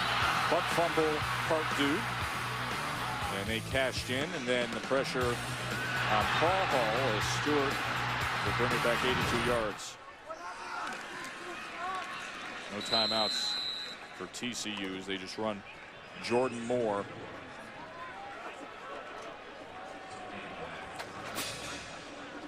Well, it's tough to beat. It's hard enough to beat a team. It's even harder to beat him when you're beating yourself. Paul Hall was just 8 of 16 in that interception. Their touchdown came from Boykin when he came into the game. Let's check in on the field with Kaylee. Thanks, Joe. Coach Briles, your team has capitalized on TCU's mistakes, but we saw 3 3-and-outs from your offense. What do you need to do to increase their effectiveness? Well, you know, we've made some big plays defensively there right toward the end of the first half. Got 2 scores on the board, and you know, we just got to keep grinding offensively. Missed a couple of shots in there, and you know, we knew it was going to be a tough game, and it is. TCU has brought pressure to your offensive front. What adjustments do you make there? Try to block them better. Thank you, Coach. Pretty simple, huh? 14 points off of turnovers for Baylor. 109th meeting of these in-state rivals. 27-17. Let's join Wendy, Todd, and Robert back in the studio for the Dave and Buster's halftime report.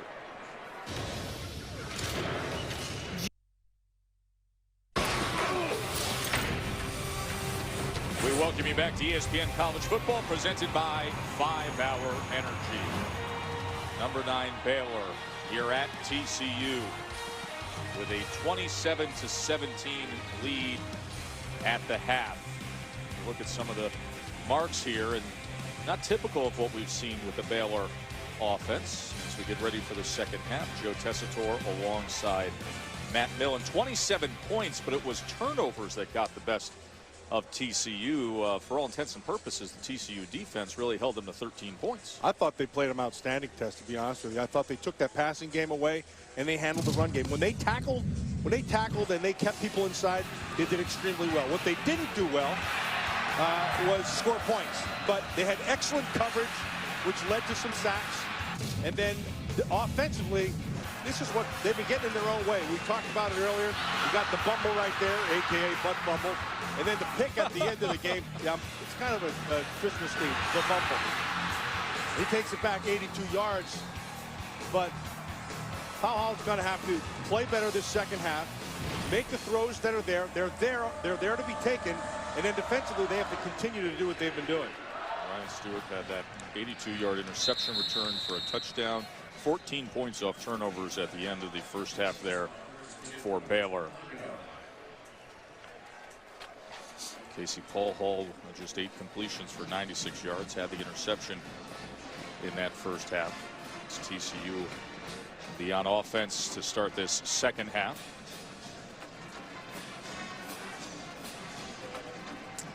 It's an important series for TCU right here, Tess. They've got to get some points out of this drive. That'll establish a little bit of confidence and a little bit of rhythm for them offensively.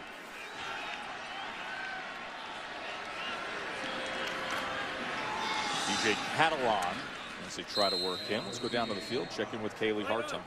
Thanks, Joe. We've got to contest every shot. Gary Patterson brought it back to a basketball analogy in explaining what has worked for his defense against this Baylor offense. As for his offense and the mistakes we've seen, he says we've got to think positively. We want to play for 60 minutes. We want this Baylor team to understand who TCU is. Thanks, Kaylee. He talked a lot about what Oklahoma State's defensive coordinator Glenn Spencer was able to do last week in shutting down Baylor, trying to mimic some of that. One of those is to just suppress how many plays they have on offense. They did not do a good job of that in the first quarter, but in the second quarter they did. Second quarter they did, and then they can't stumble over themselves. Hall had you have an open receiver.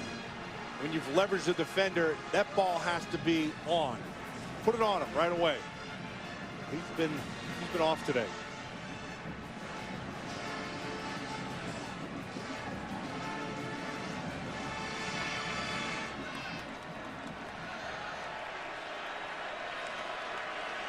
Third and 7.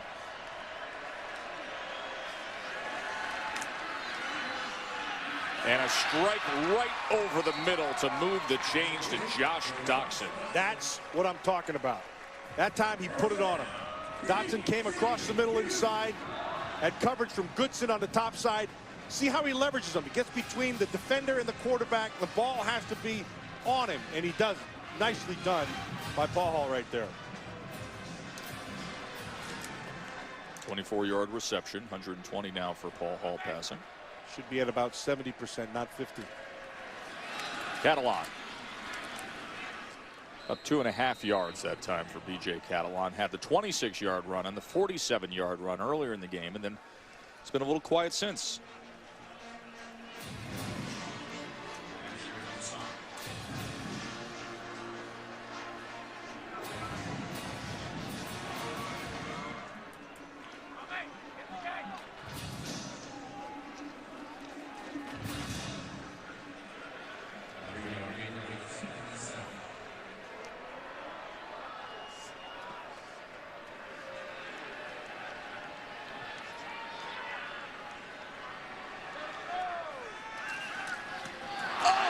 Jumped the route, and Eddie Lackey is going to pick 6 this baby. That's 2 today for Baylor.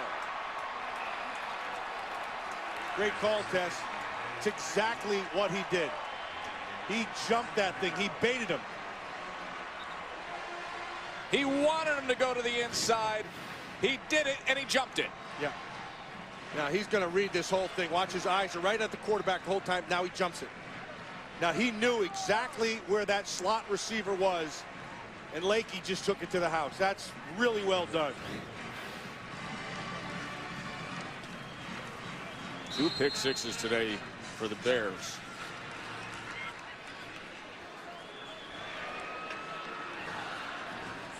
Senior day so far for Casey Paul Hall is not a memorable one.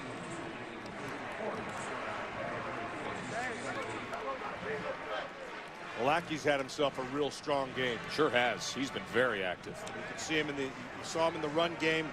He's done exactly what they've asked him to do, and he jumped that route to give himself an even bigger lead.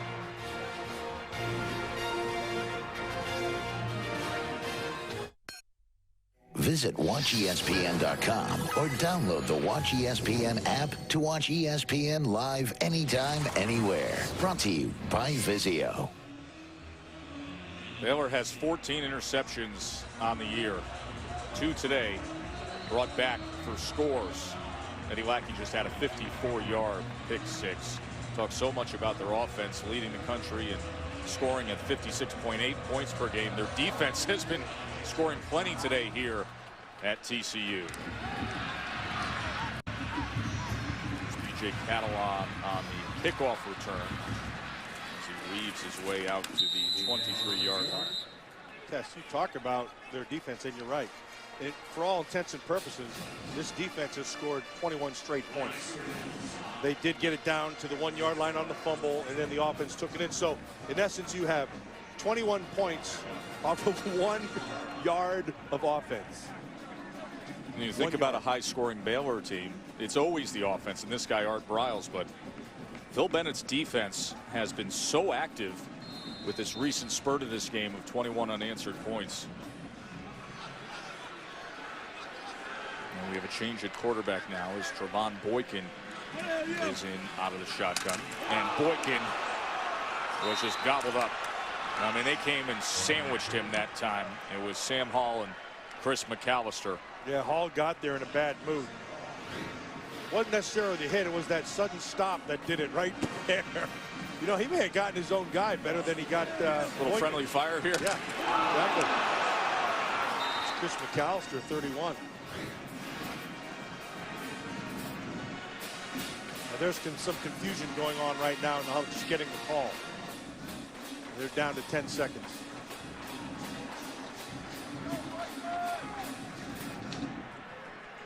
Remember, it was Boykin who threw the touchdown pass earlier. You saw Gary Patterson right there, not pleased at all.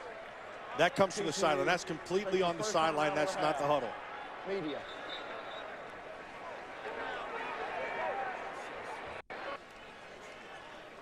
New quarterback in, facing a 2nd and 13 as they're going to take a break.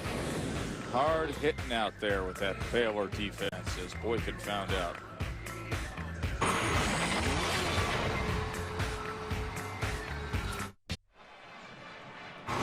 ESPN College Football, brought to you by GoPro, the world's most versatile camera. GoPro, be a hero. Joe Matt-Cayley here in Fort Worth for number 9 Baylor and TCU, a 17-point lead for Bears. 5 pick sixes this season by 5 different players, 2 of them today here at TCU for Baylor. His 2nd and 13 as Paul Hall comes back in and can't connect that time with Jawan Story. Coverage by Goodson. He's had success with Story down that sideline. This time, at the end of that route, Story actually starts to play it back underneath, and the ball took off on him. He misplayed the ball.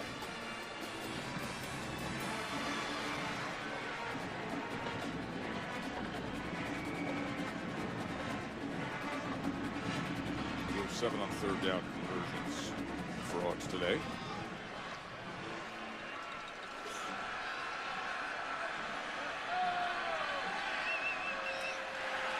Here's the senior on 3rd and 13. And that was almost picked off as he overthrew, and they're going to get a targeting here as Boykin, the quarterback, the first 2 plays of this drive, was hit hard right at midfield. That's going to get on Dixon. And you can see him feeling the effects of that hit. Yeah, yep, he was hit up around the head. Not up, right square in the face. And that's exactly what the rule's in there for.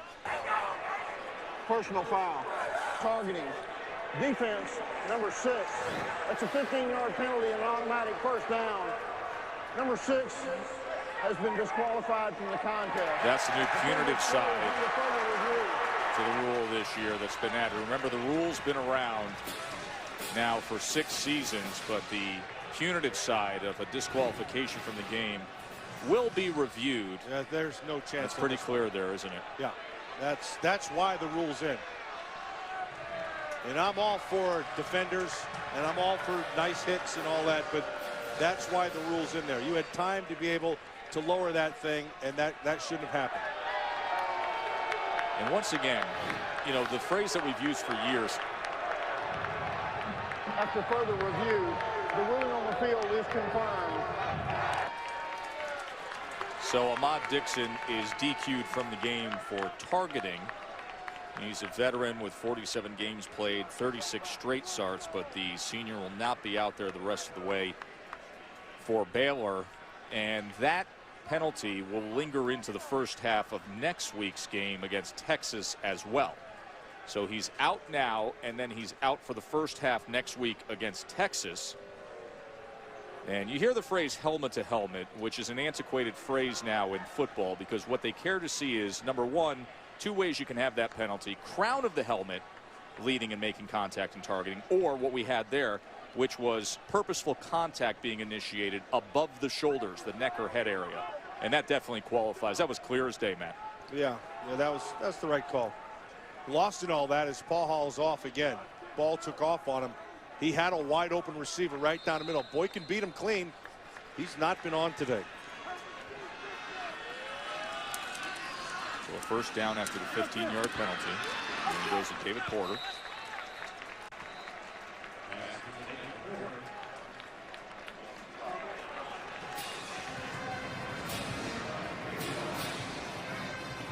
Yes, don't they have to leave the sideline? Yeah, Dixon is not to be on the sideline.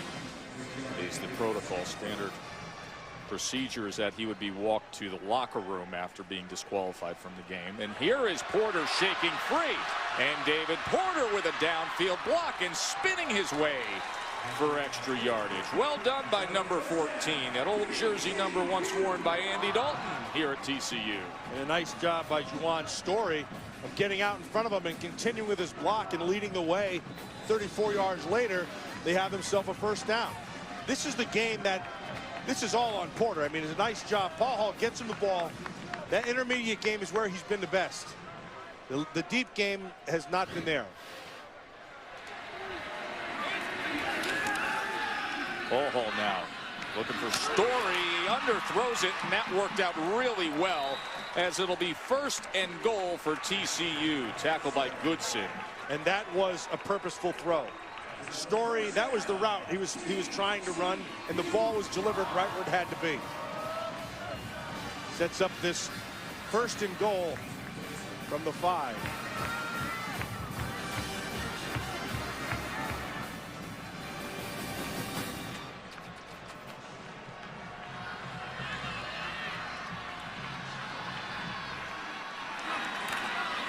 Here's Green. Barely getting back to the line of scrimmage that time was Aaron Green. It was Jamal Palmer filling that hole, the defensive end for Baylor. Byron Bonds tackle in there, also in on that play. Those 2 inside guys are playing pretty darn stout in the interior of that defensive line for Baylor. The full black shear, Byron Bonds doing a nice job in there. 2nd and goal as Catalan is in the backfield. They run option near side. Paul Hall reaches out. Touchdown, Frogs. See the difference in that play test? That time he attacked the line of scrimmage. Got to it fast. Not lateral, vertical. See this right here? That's exactly what he needs to do. It forces the defender to declare what he's doing, and then he can read it better. Trahan declared the back, and Paul Hall took the gap.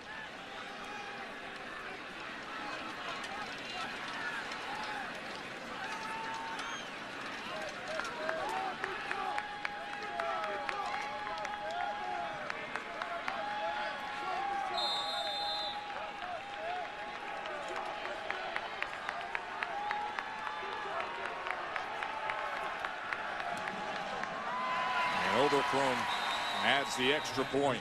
And TCU got a much needed score here on a drive they pieced together. Say goodbye to Ahmad Dixon, DQ'd with the targeting. And say hello to TCU feeling a little bit of momentum again.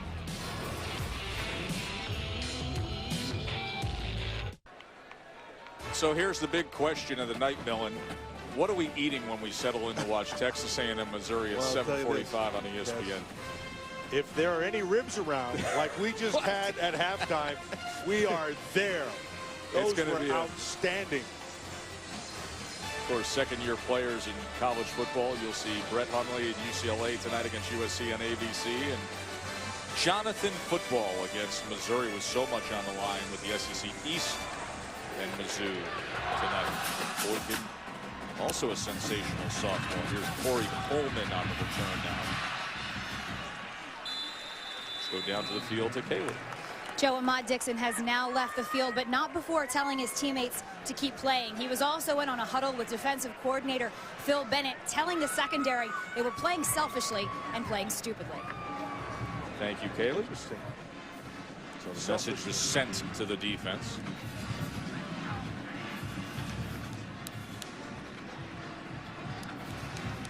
Phil Bennett's done a great job of bringing his side of the ball up to standards. Just a question of time. You give him a couple more pieces, he'll put together a good group, and he has here today. And his TCU front did a nice job that time against Seastrom. Chucky Hunter right in the middle of that thing, man. He cut him, headed off at the pass and turned it back inside, sets up the 2nd and long. Stay on the ground again with Seastrom, just about 3 yards there. Marcus Mallet in the backfield. Bring a backer down, sets up 3rd and long. This defense, let's see exactly what they do again. They ran at the line last time. They're bringing Glasgow Martin in, the bigger back.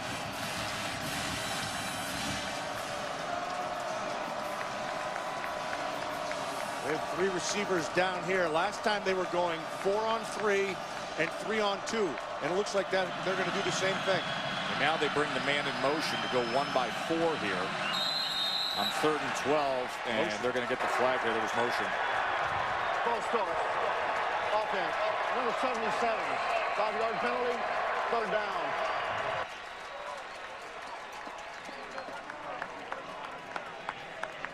I really like that matchup we've been talking about. Jason Verrett on the outside with Goodley. It's been a quiet day for Goodley, which means Verrett has had himself a big day. You can see him all at the top of your screen, right up here. They're all by themselves up there in an island. 3rd and 17. Play action here. Petty pressured. Petty goes down inside the 10. That was John Kuntz. Just a hard-working former walk-on. Yeah, and playing like a big-time player right there. That's nice coming off that edge, and he's going to beat the tackle clean all the way around with a nice inside move. That's really well done. Baker never had a chance. He kicked out. Kuntz took the inside hard, and it was over for Petty. Nice coverage again down the field. This defense for TCU, they are playing lights out. They have played great today, Matt. Spencer Roth from his goal line. As Eccles Looper is driven all the way back to the 26-yard line before he starts heading forward, and he makes up a good amount of yardage that time. But to your point, Matt, this is a 10-point game, and they have served up 21 points to Baylor, and Baylor got a free 21 points from the TCU offense. Absolutely. Remember at the start of the game, Tess, you asked me, did we think that they could handle this offense? The defense handled Baylor's offense. And we said yes. And the reason why, again, it goes back to Gary Patterson. Gary Patterson is doing a phenomenal job. People at home, you need to know, he believes he has to make the perfect call on every play. And that's the way he approaches it. He's really good. Just about a yard and a half that time for Green as he was tackled by Palmer. Trevon Boykin, backup quarterback, wide receiver, do-it-all kind of guy for TCU. Well, no matter what you ask him to do, whether you want to run it at the quarterback spot, catch it from the receiver spot, or throw it out of the quarterback spot, he's done all well here today. On top of it, he took one to the kisser for the team. Let's sustain that drive. He'll be back. He's the only player in the country with 100 yards rushing, 100 yards receiving, and 200 passing in single games this year. 2nd and 9. Paul Hall downfield looking for Catalan. And a flag comes in. So once again, we're going to get a PI here against Baylor. Well, he had Goodson beat. That ball needed to be out just a little bit more. Goodson ran right through him. It's the right call. Defense, number 3. 15-yard penalty, automatic. 1st down. See, Catalan's on top of him. That ball hangs. Had he thrown it out, you had a chance at a big play. You get the big play anyway with the flag, but it's underthrown. Goodson didn't have the awareness of the ball, and that is the reason for the penalty. So the 15-yard penalty will bring it to the 34.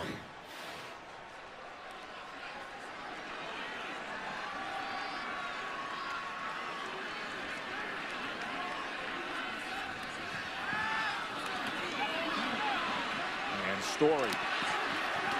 Somehow he breaks free from that.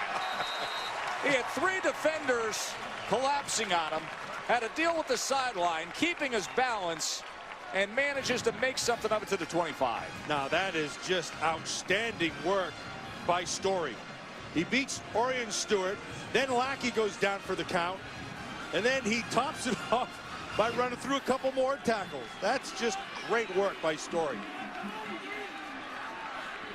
2nd and 1. Catalan comes in motion and now joins Paul Hall in the backfield. Little man action down here in the bottom of your screen. With Story. Yep. And Paul Hall sprinting to that side. And then he throws it away. It'll be 3rd and 1. Should have run it. Don't throw the ball away. There's no defenders there. Eat that green up.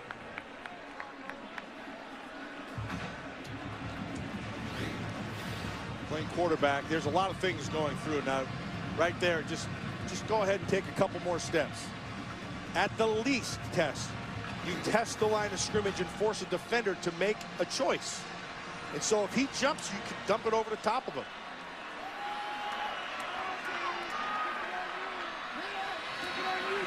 Catalan.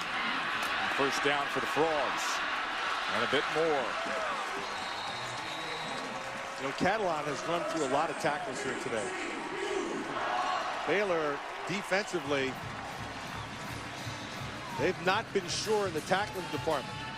Catalan early did it, and now here he is doing it again.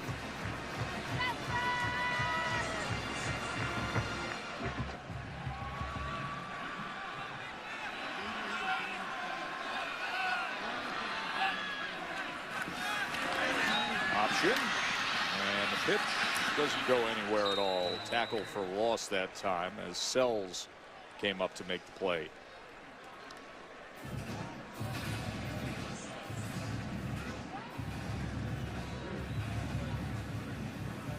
.84-yard day for P.J. Catalan. Got off to a good start. Had a 47-yard run.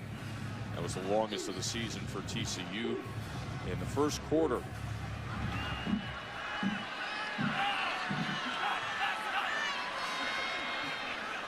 Now they have a stunt on they're slanting the defensive line. They showed a slant this way. See if they take advantage of it.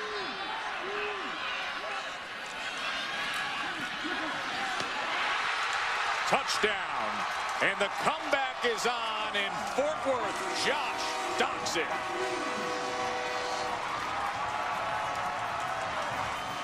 Nice back shoulder again. Williams has coverage on him. Watch Dotson. It's thrown behind. Come back to it.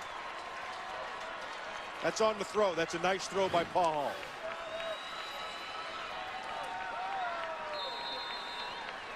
That's a good read of knowing where your receiver is as opposed to your defender. Defender's on top, you throw it behind. This is a field goal game. Not long ago, it looked like the number 9 team in the country would be rolling. But the Frogs, in their final game of the season, showing some heart.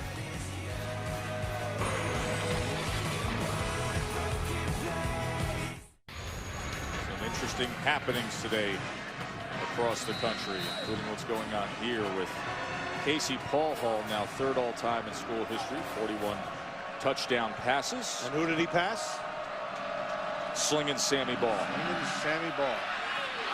And that's incomplete. Bryce Petty has not quite looked like himself the past 2 weeks. On the road, both at Oklahoma State and now here at TCU. And both teams have played tight coverage on him, forcing him to throw into smaller windows. 2nd and 10 here.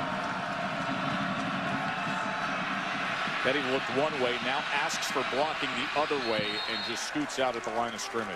Tight coverage right there again. Verrett on top of the coverage with Goodley, a name we've not called Tess really all day. And he's a burner. I mean, he's their playmaker. Goodley's got 1 catch.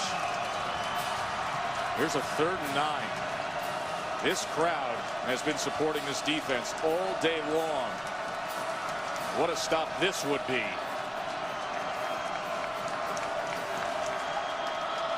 Two by two, they're going 3-on-2 on both sides. They were down 34-17 earlier in this 3rd quarter.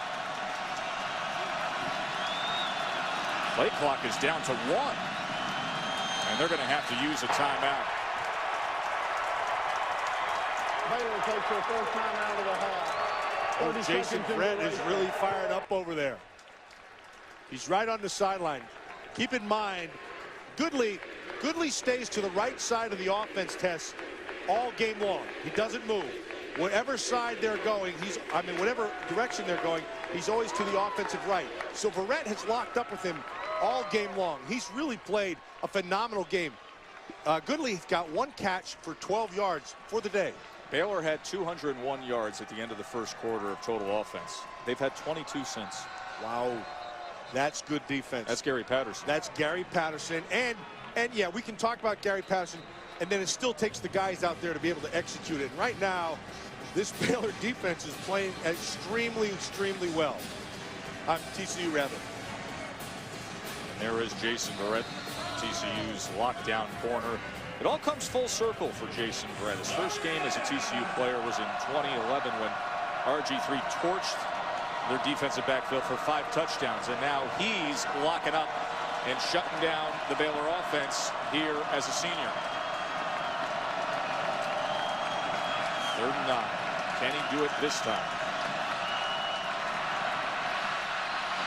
In stride. Play forward. 1st down. Much needed for the Bears. And he beat Sam Carter to the inside. Remember, there's 3-on-2, so you're inside, locked up outside, then you have the safety over the top. He beat him to the inside. Norwood trying to fight for some. It was a 26-yarder. It was their first play over 20 yards today. Yeah, let's go back to that throw. You can see he got to the inside, and there's nobody sitting in the middle. You have both safeties sitting up high. Your inside defender, as soon as you beat him, you have a chance. Ball came loose there. TCU's fighting for it. Who has it? Oh, it's saying Baylor was able to get on top of it there.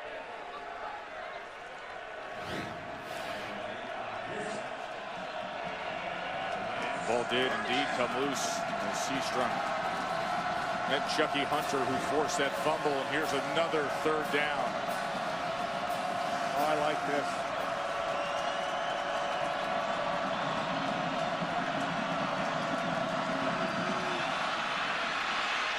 Patiently waited and right at that line to make. Seastrunk took it 5 yards there. You said it right with Seastrunk, Tess. He is a patient runner. He is, isn't he? Really patient. Allows his blockers to do their job and then takes advantage of the aftermath. Just gets in behind him. He can be that way because of how quickly he can accelerate. Exactly. He doesn't need that full steam ahead right from the start. Really good change of direction. Petty. Wide open inside the 10. And it's a touchdown for Levi Norwood. All of a sudden, the Baylor offense wakes up here at TCU. Oh, yeah. This is what I was waiting to see.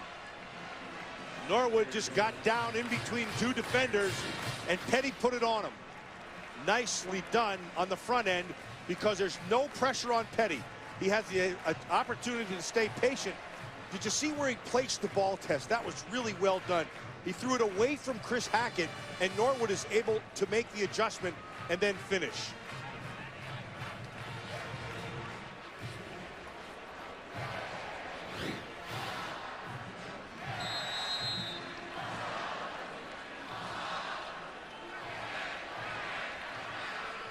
Six touchdown receptions on the year now for Levi Norwood.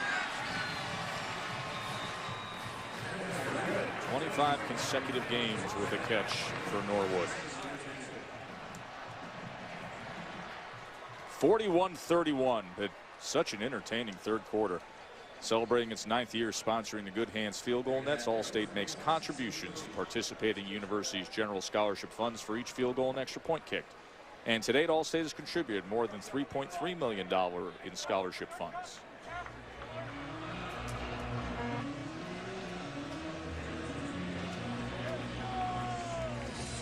Baylor's Bryce Petty, who was a Heisman candidate a few weeks ago. Tonight, just 16 of 30 and a couple of touchdowns. Yeah, and he struggled his good coverage, but there have been a couple of really nice throws. That one, like you said, then used his eyes and feet. He's able to take it in. And this is the best throw that I've seen tonight. He throws Norwood open, throws it away from Hackett, the safety, and is able to get Norwood into the end zone. That's really well done, Petty. Stayed with it and was able to cash in.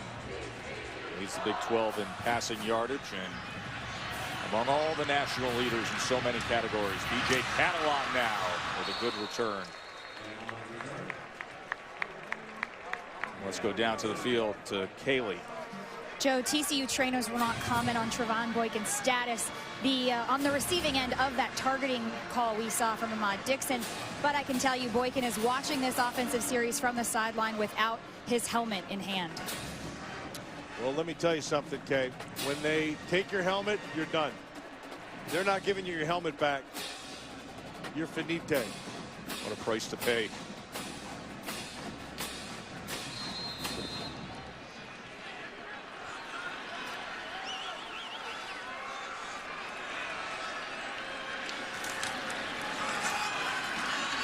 Run on the inside as Aaron Green gets 4 yards, and there is Trevon Boykin, the sophomore quarterback, who Ahmad Dixon was DQ'd from the game after the targeting penalty. Had the touchdown pass when he came in. He does it all. Receiver, quarterback. That was thrown low. He was trying to get it to Sonina. Tess, you know who's playing a pretty good game? I've been watching him here. Number 72, Bobby Thompson. He's the right guard, and he's been playing pretty physical. And it's something that they had not had through the course of this season. But just watching him today, he's the guy who's been allowing Catalan to be able to get some movement inside.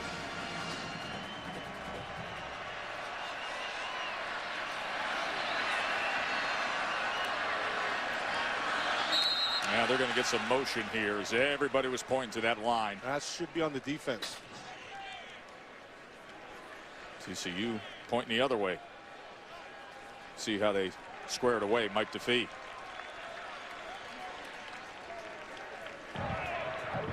Offside. Defense. Player jumped in the neutral zone, causing the offense to move. The 5-yard penalty results in a first down. That was TCU's way. Yeah, that looked like it was Billings on the inside, I thought, or maybe also Bucco. Yeah, that's what it is. It's going to be right here. And then Thompson is the guy who reacts. It was a good call.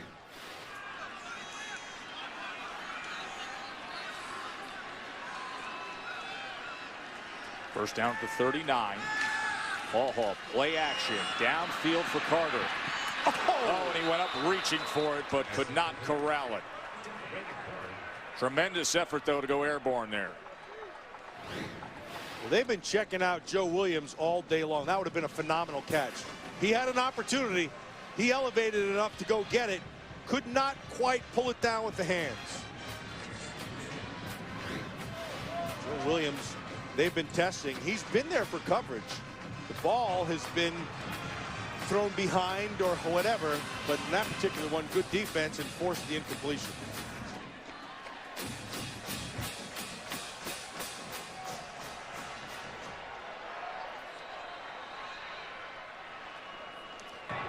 Timeout, TCU. TCU takes the second time out of the half. 30 seconds in duration.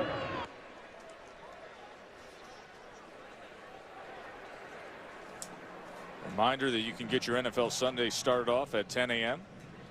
It's Sunday NFL Countdown on ESPN with Boomer and the guys, and a special feature on Seahawks quarterback Russell Wilson. And then set your lineups by way of watching fantasy football now at 11 a.m. on ESPN2. Me, I like to listen to the old coach, Mike Ditka. Mike Ditka and Tommy Jackson, probably because TJ I played against, and of course Mike Ditka was in there all those years, but they just have a way to get right to the bottom line, don't they? Do. Like somebody else I stand next to every single Saturday. The Bears, Ditka. 2nd and 10. Hall again. Underthrown as Doxson was trying to fight against Joe Williams to get back to the ball. Joe Williams playing good. He keeps on fighting, and they're going to try to test him. Paul Hall has consistently underthrown this ball all night long. Doxson had a chance again. He was on top of Williams. Just throw it out there.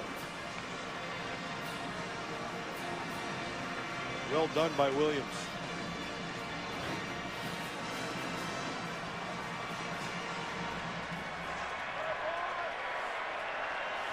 Third and 10.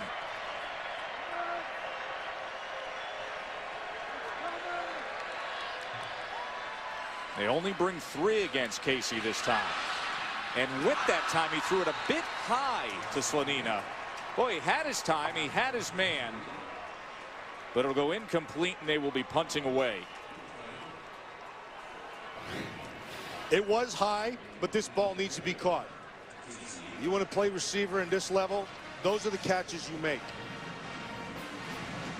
Paul Hall could have brought it down, but regardless, it's in an area, it's in your hands. That's a ball you have to pull down. Instead, Ethan Perry gets out there to kick away to Levi Norwood.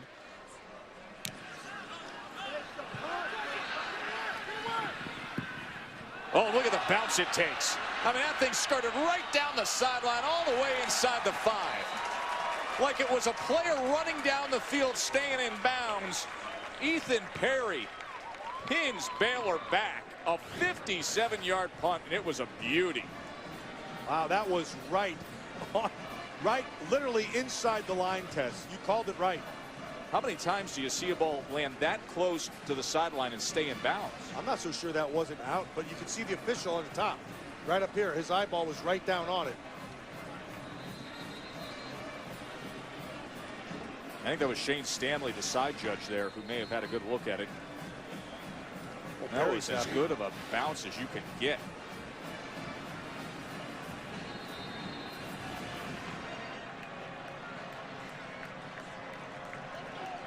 So back out comes Bryce Petty. Had the touchdown pass moments ago. Let's see if he can dig out of a hole here and get some field position. As he finds Coleman, who stiff arms his way for a first down. Yeah, you play zones against Bryce Petty, he will eat you alive. And a lot of teams have done that. And if they have played man, they've backed off, and he'll eat you alive underneath. The way to play this team is tight coverage. That's what happened with OSU, and that's the success that TCU has had with them.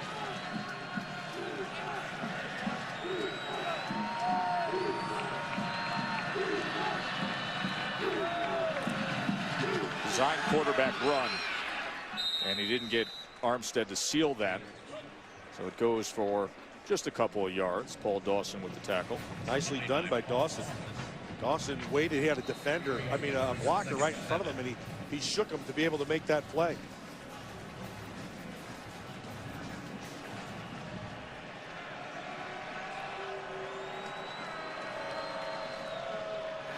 Petty on 2nd and 7. Quick strike, incomplete, as Coleman could not hold on to it. Coleman with the right, good route. Wide open, should have been a catch. Sets up this 3rd down. See if they don't tighten the coverage here. Again, haven't heard Goodley's name all night long.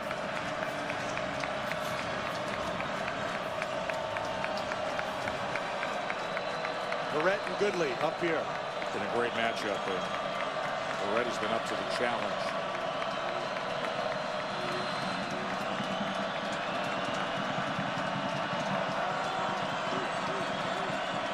Third and 7. Petty looks one way, comes back the other, picked off. That was Sam Carter. He sat on it. He had Glasgow Martin out in the flat. Didn't like it. Came back to well, it ended up being to Carter. He's looking for the slot on the inside, but Carter took it away. Yeah, see, look, he's going to get outside here. He had him. He looks at him, and then he comes back. Watch Carter, defender sitting right there. Again, they're going to go inside, outside, high. See that? That's exactly how you play it. And the way to beat that defense is to sit down in the middle. Carter anticipated that and closed it and came away with a pick. And now B.J. Catalan spins for 2.5 yards. That's the first interception for Petty in the last 230 attempts. Just his 2nd interception in 2013. Will it be a costly one? Can TCU climb right back into this thing? End of the 3rd here in Fort Worth.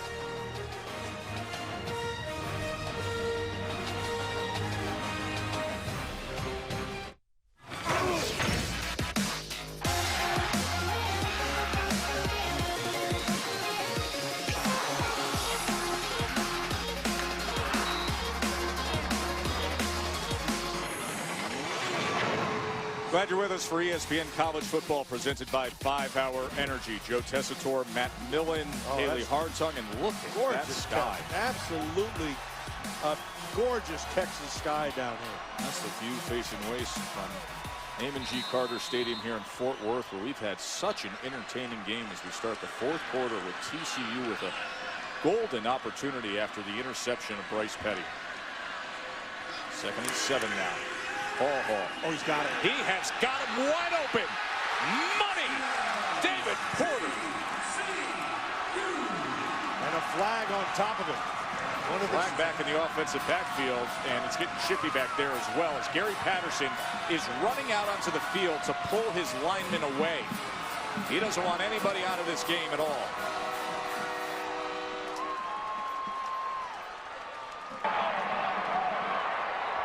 Personal foul, roughing the passer. Defense number 31. That 15-yard penalty will be enforced on the kickoff. Result of the play is a touchdown. Oh, that is really well done, Tuss. They faked like he was going to come out to block for that screen, that slip screen back underneath. And so the safety just dropped him. He started to come forward, and he just went right up the side. 6 quick. Yeah, Sam Carter, number 17 there, celebrating off the bench, had the interception, and then Casey Paul Hall on his senior day after such a circuitous route that he has taken to arrive at this point in his career. Fighting right to the end. Remember, they trailed 34-17. We got a 3-point game here in Fort Worth.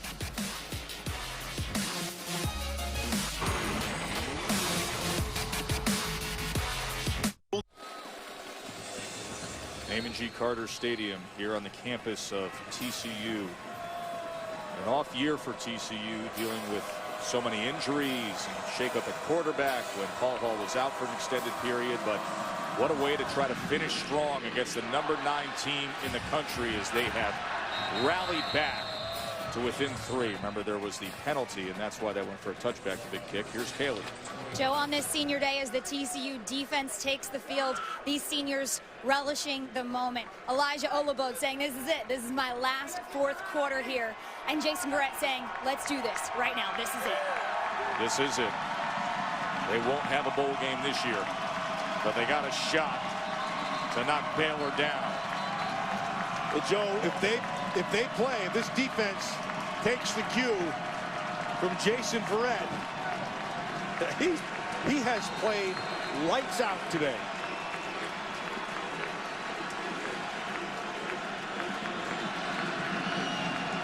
Antoine Goodley, who's been such a force all year long, but against Verrett, nothing much. And here's Linwood, Jacques Linwood, who we haven't seen as much of today with Seastrunk and Martin back healthy in the backfield for Baylor. They lost yardage on that. Oh, no, they did. They picked up about a half yard. Sorry.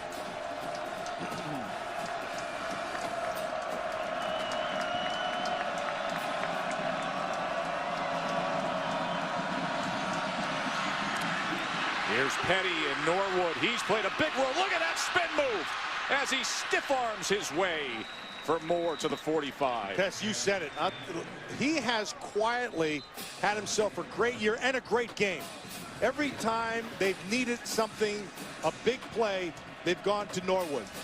Norwood is one of those guys you kind of don't hear about him. He'll play in the National Football League for a while. Been very impressed with him today. Also a special teamer as Martin carries it for 3. Looks like they picked up some of their mojo here, Tess, this offense. 7-catch day for Levi Norwood. And that was batted down. That's a good-looking play developed by Baylor, but Paul Dawson got his hand up. They run that option, then they throw back against the grain, but Dawson did it. And they need to be thankful to Dawson because it was wide open. Fuller was running clean. 3rd and 7 here. TCU's defense, they have stepped up time and time again.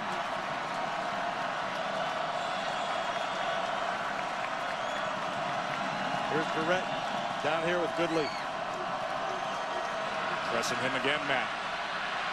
Petty scrambling, trying to extend the play, and then he's taken down by Lathan. Lathan should turn around and give a kiss to Jason Verrett. Who, you Les Miles now? I'll tell you, this kid has played a phenomenal. He was looking for Goodley the whole time. Verrett is all over him. I mean, he just locked him up and it forced Petty to look elsewhere. Oh, that's a great job by Lathan not giving up. He was blocked and stayed with it. It's okay to be blocked. It's not okay to stay blocked. Nichols Looper back on to return the Roth punt again, and it's a high, good deep punt. Takes a bounce at the 10, and it's a beauty inside the 5 and down at around the 2-yard line. Tremendous special teams coverage by Baylor. A hang time of 4.52 by Roth. A 57-yard punt, but it's been Verrett's day.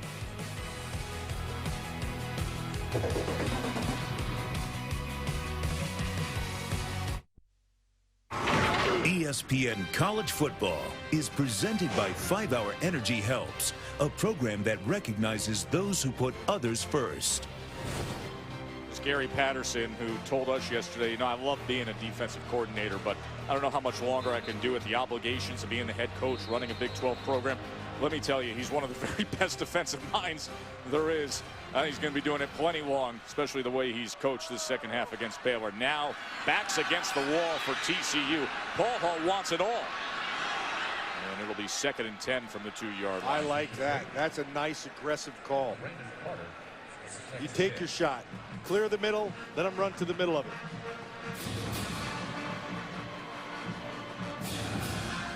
This is a time right now that this Baylor defense has got to step up.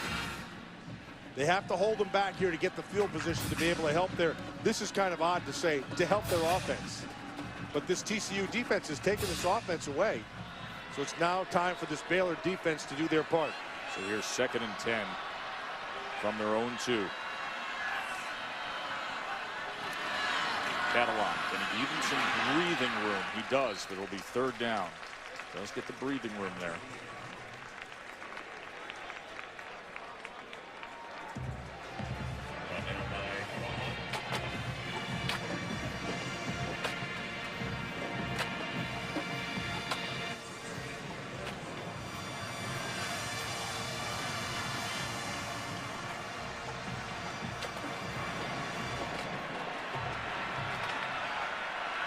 Third and 4 here. Won't be a field position game at this juncture. Can TCU extend this drive? Bringing pressure. They bring pressure. There's the pass. And it is incomplete. Story never looked. He's got to get his head back. He's got to see the same thing the quarterback sees. As soon as you see pressure, you got to break that thing off. Story never did. I'll show you. He's got to be the top of your screen. Up here, you're not really going to see him. Here comes the pressure. Paul Hall sees it right away. He gets the pressure. The ball is coming out quick. Story's got to get his head around and break that route off, give him something to throw to. So Perry from the end zone. And Norwood, who has a couple of touchdown punt returns. Takes a good bounce for TCU, and he's only able to get it to about the 46-yard line. Let's check in with Wendy Nix.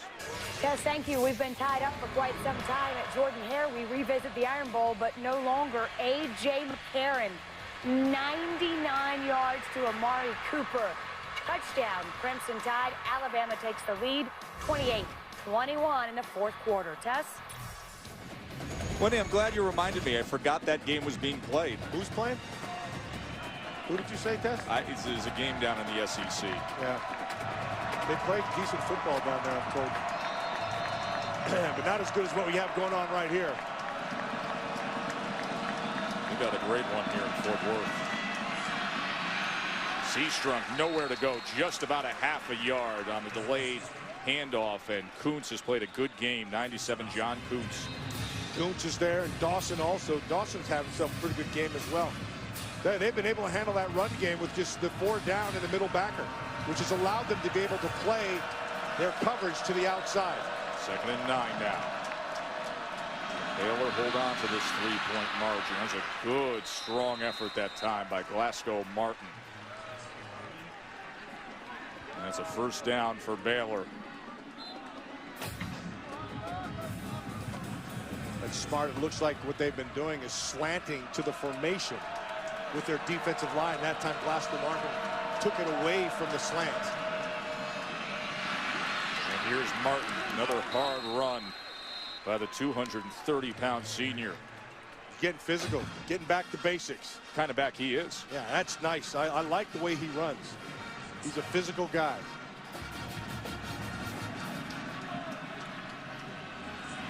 And this time they fill that hole as Marcus Mallett came up for the tackle against Martin.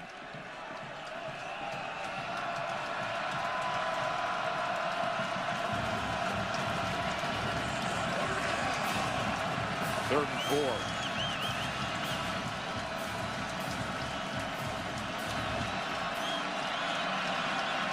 Offensive genius against defensive genius. Art Briles, Gary Patterson.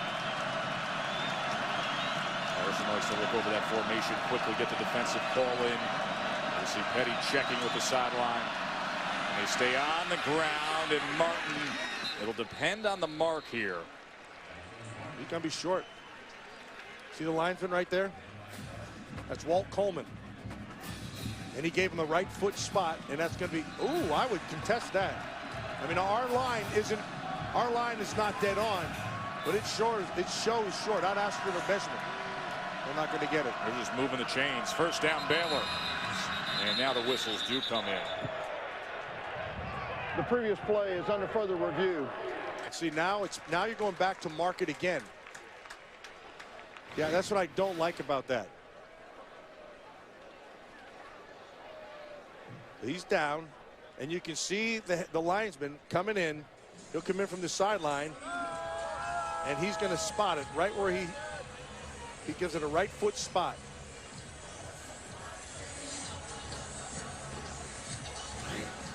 Now what happens, they'll respot it, Tess, so you don't get as exact a spot as you used to, as you would have rather, with the original spot. Last week we were broadcasting the Vandy Tennessee game, and Tennessee was celebrating, thinking they had a win. Oh yeah, exactly. And then they went for replay on a 4th down and respotted the ball based on replay. Vanderbilt kept the drive alive and went on to win. I will tell you though, that was the right spot. Oh, it sure was. Yeah. It sure was. No doubt about that, Matt. Had a lot of people talk to me this week saying the second we're watching it on TV, right, they're screaming at the television saying they spotted it wrong.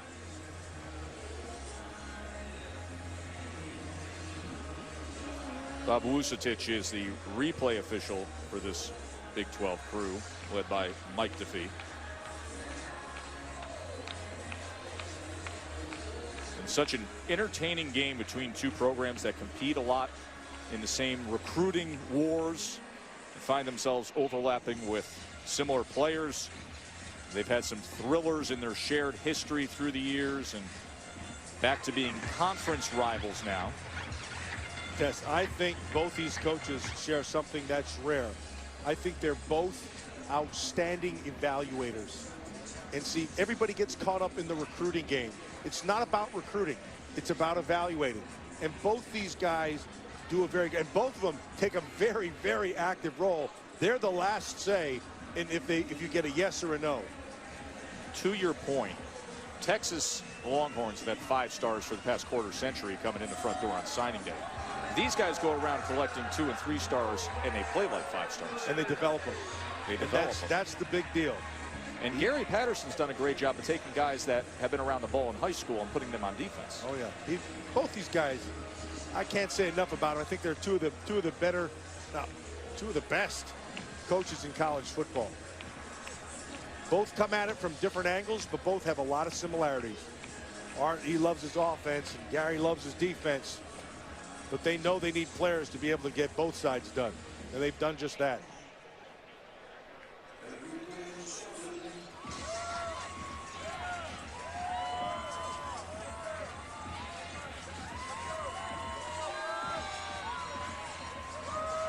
So we'll see what they come up with for a spot here.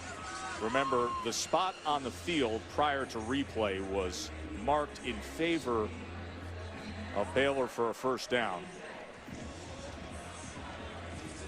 What a wild one it's been here in the second half, especially considering the fact that Baylor went out and had the interception return for a pick 6 to jump out 34-17. Here's another look. After further review, the runner was short a half yard. It'll be 4th down at the 26-yard line. The 25.5 is the line to gain. 4th down.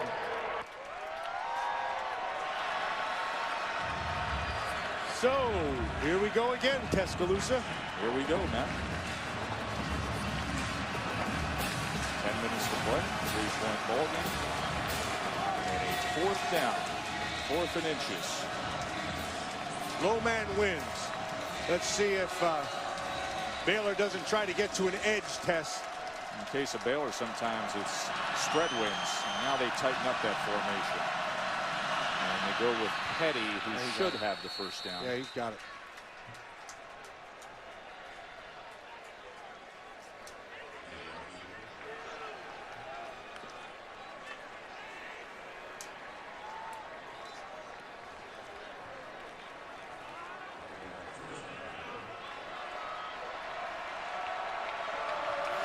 Baylor can push in their lead here. Stiff arm by Martin to the edge. Good balance. And he'll be right near the chains again. Well, he shook off the tackler. I believe it was either Dawson or Kuntz, one of those two on the outside. Just a straight arm. That's a powerful runner. I like his game.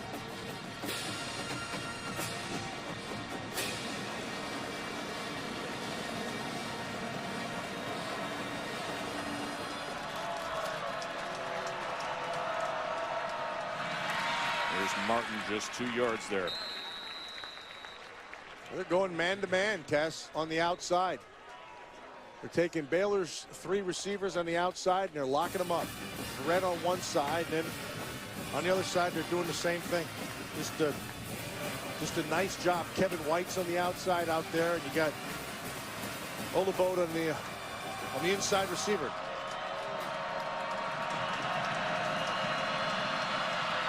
They run the ball again. All 9 plays on this drive have been rushing plays. Here we go again. It's a 3rd down.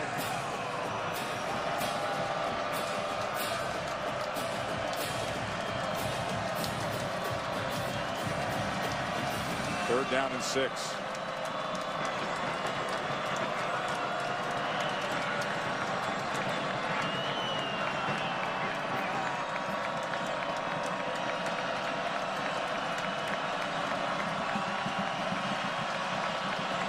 Well, there was some motion before the snap there, as you saw Glasgow Martin starting to lean forward.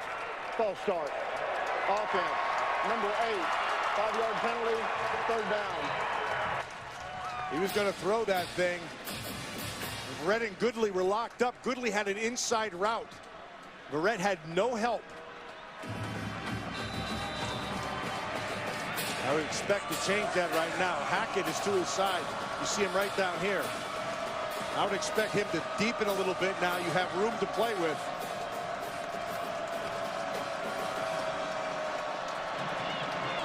They're going 5 wides. And now Goodley is not on Verrett. Lined up in the backfield. Petty, he was looking to run for a moment, then lost it away as Verrett still tried to make a play on it. And a flag comes down at the 7-yard line, right in the middle of the defense. Ineligible man downfield. Offense number 54. That penalty's declined. 4th down. That was his center Huber, who was down looking for the second level to block somebody. I want you to watch Jason Fred, who's just had a phenomenal game. That's great patience and understanding of where you're at on the field and what they're trying to do. They were going to try that little stutter stop. He just had great patience and knew they had to get that beyond him for the 1st down. Yes, Brett has not had a tackle here the whole night, but he has played a phenomenal game. That is no good. Aaron Jones, the talented senior kicker, who was 2 for 2 before that 32-yard attempt, misses. He's only 63% in his career. It's a guy who kicks a lot. But this one, he flat out missed. We got a ball game down here in Fort Worth.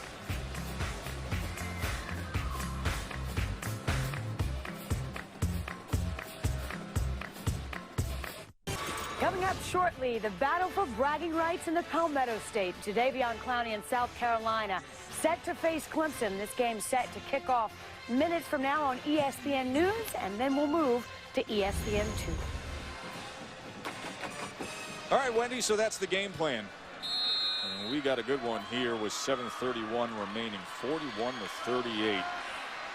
TCU has put together every scheme possible against the Baylor offense to stay in this one. Now let's see what their offense offers up as Aaron Green will start off this drive running the ball.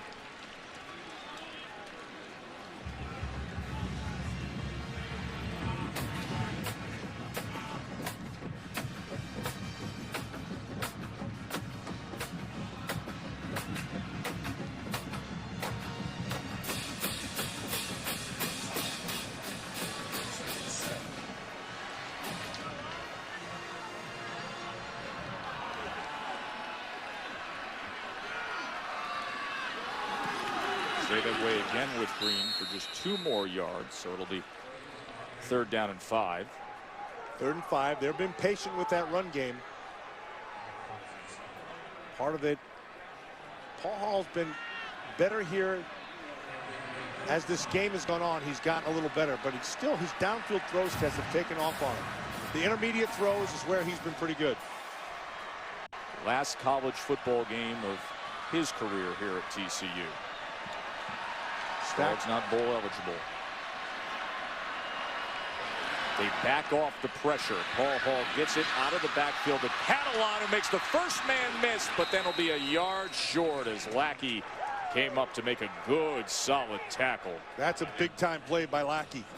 Came from the inside out, had to make a sure tackle, and he did it. And so the decision's made by Gary Patterson to trust his defense to try to get a win.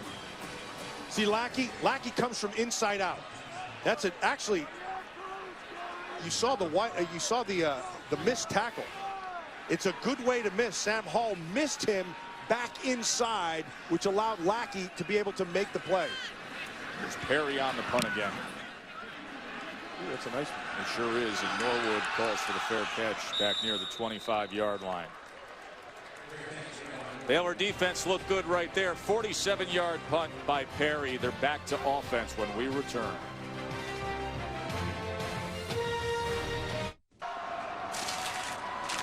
Hardest working players brought to you by Polaris, and it's been a night when defense on senior day has been the focus, and Gary Patterson knows what Jason Barrett wants this night to be all about, and he's delivered. Yes, he needed him to come up big, and he has come up big all night long. Like I mentioned earlier, not a single tackle did he make all night, but he made plays all over the field. His presence is taken away goodly, probably their best player. And one of the biggest game breakers in the entire nation, Antoine Goodley, with 12 touchdowns, had an 83-yarder earlier this year, but not tonight, matched up against Jason Barrett, the senior star corner for Gary Patterson and Dick Bumpus's TCU defense. A little switch here. He always lines up to the offensive right. Right now, he's lined up to the offensive left. He's up top here. Got a lot of green behind him. They're trusting Brett to handle the whole thing. That was a good cut down by Paul Dawson, getting in there against Glasgow Martin. Dawson's had himself a real nice game here tonight. Tip balls, a couple of nice tackles inside. Not bad for a guy who was a high school wide receiver. Exactly. And Tess, you know, all that means nothing up to this point. Right now, for that TCU defense, this is what Gary Patterson has bet on. He bet that his defense would get him to this point and win this down. This is it. 3rd and 4. Can they get the ball back? Baylor offense has been sensational all year long. Tonight it's been choppy a bit at times. Oh, you just mentioned Dawson. A flag is down. Hackett and Dawson read that thing perfect. Prior to the snap, false start, offense, number 68, 5-yard penalty, 3rd down. That could be a blessing in disguise. It gives them another chance. Absolutely. They had a great call. That's a great call by Gary Patterson, as he calls Hatchet. See him up top, he's going to come down. He anticipates it extremely well. You see the jump on the inside, but now you got the 3rd and long. 110 penalty yards tonight assessed against Baylor. TCU's only had a couple penalties against them. 3rd and 9. Pressure got to him. Incomplete.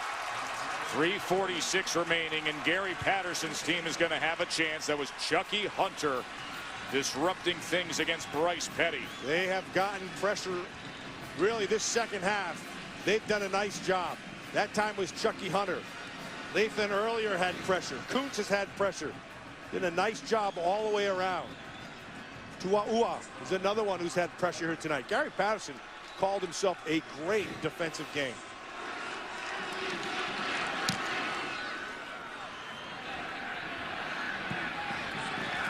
That's straight into the Baylor bench.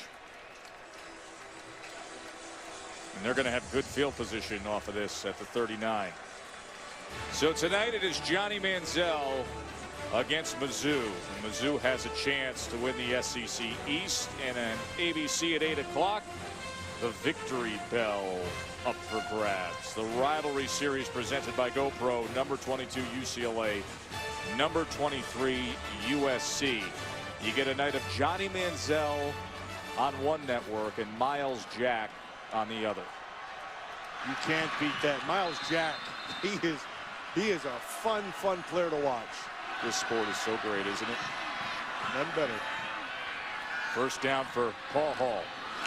He just tried to muscle that underneath to Boykin. Boykin back in the game. Remember, he took that big hit. There's a targeting that DQ'd starting safety Ahmad Dixon for Baylor. He's back in there. Casey Paul Hall playing in his final moments of college football. TCU's only lead of the game was in the second quarter at 17-13. They trailed 34-17 here in the second half. And now with a chance. Downfield, and he overthrew Jawan Story. Coverage came from Goodson.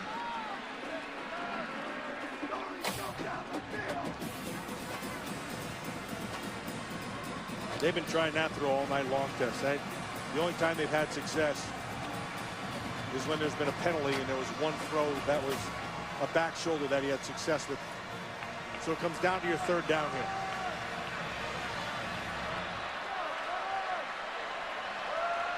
See if they don't bring pressure.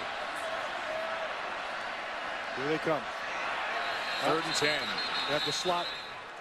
And it was Boykin. False start. Offense. Number 2. 5-yard penalty. 3rd down. There's Boykin in the slot. And it'll back him up now. So he saw the pressure coming, and he reacted to the blitzers. They were going to bring it. Now they won't.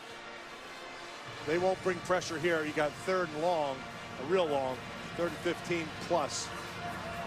And so they'll just play a zone, and they'll set their wall at about 14 yards. They need to get to the 49-yard line. 3rd and 15. They bring 4, run a stunt, pick it up, downfield, looking for him, and it was almost intercepted as Stewart was juggling the ball out of bounds. Orion Stewart had a pick 6 earlier tonight, and this time he was defending here deep against Porter. Well, that's a good call by the official. You see the side judge right there. He did catch it, but he caught it out of bounds. Tess, they've been trying that route down that right sideline the whole night. They're going to go for it here on 4th. They have 1 timeout remaining. There's 3:20 left, and they're at their own 34-yard line. So they'll go for it on 4th and 15.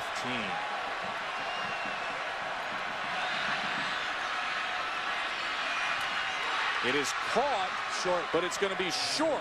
It'll be about 2 yards short of the line to make. Josh Doxson was able to corral it, but it'll be a turnover on downs.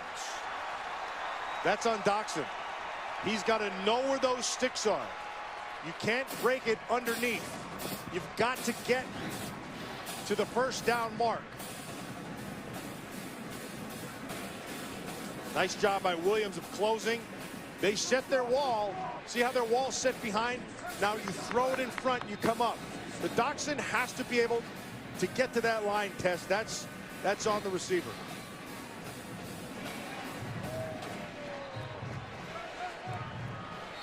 A disappointment for Casey Paul Hall. They're going to have to rely on their defense again to be able to stop them here to get the ball back for one more chance. Sounds crazy to say, relying on defense when you see a team has scored 41, but 2 pick 6s and a fumble at the 1. And basically 21 points has been scored by the Baylor defense.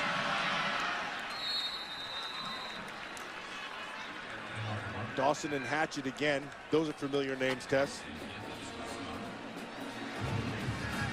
Reminder that Clemson and South Carolina will be coming up after we finish things up. Currently it's on ESPN News, and then we will get to that rivalry game between Clemson and South Carolina. South Carolina awaits to see what happens with Texas A&M and Mizzou to see if they'll go to the SEC title game, and Clemson could be in prime position for the Orange Bowl. And it stopped right at the line of scrimmage. Dawson again. Hunter in there in the middle also. Dawson, he's been active here in this final quarter, man. They've been trying to run the ball. He's been eating them up inside. 3rd down and 7.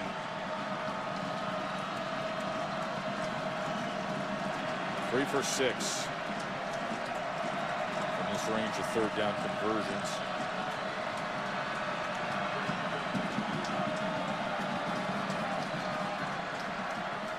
And they're going to let the play clock come right down and then use their second timeout with 1:48 Baylor takes their second timeout of the half.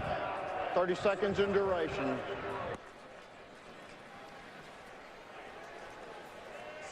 So we just mentioned what's happening with Clemson, South Carolina tonight.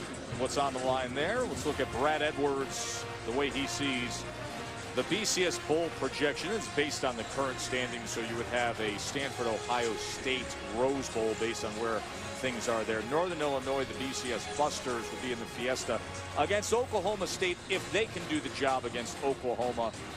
See what happens in the Iron Bowl. Who could play for the national title? Alabama, Florida State. And then you talk about great offense, great defense. The Orange Bowl potentially is Taj Boyd's final college game against that tremendous defense of Michigan State. But hope is still out there for Baylor.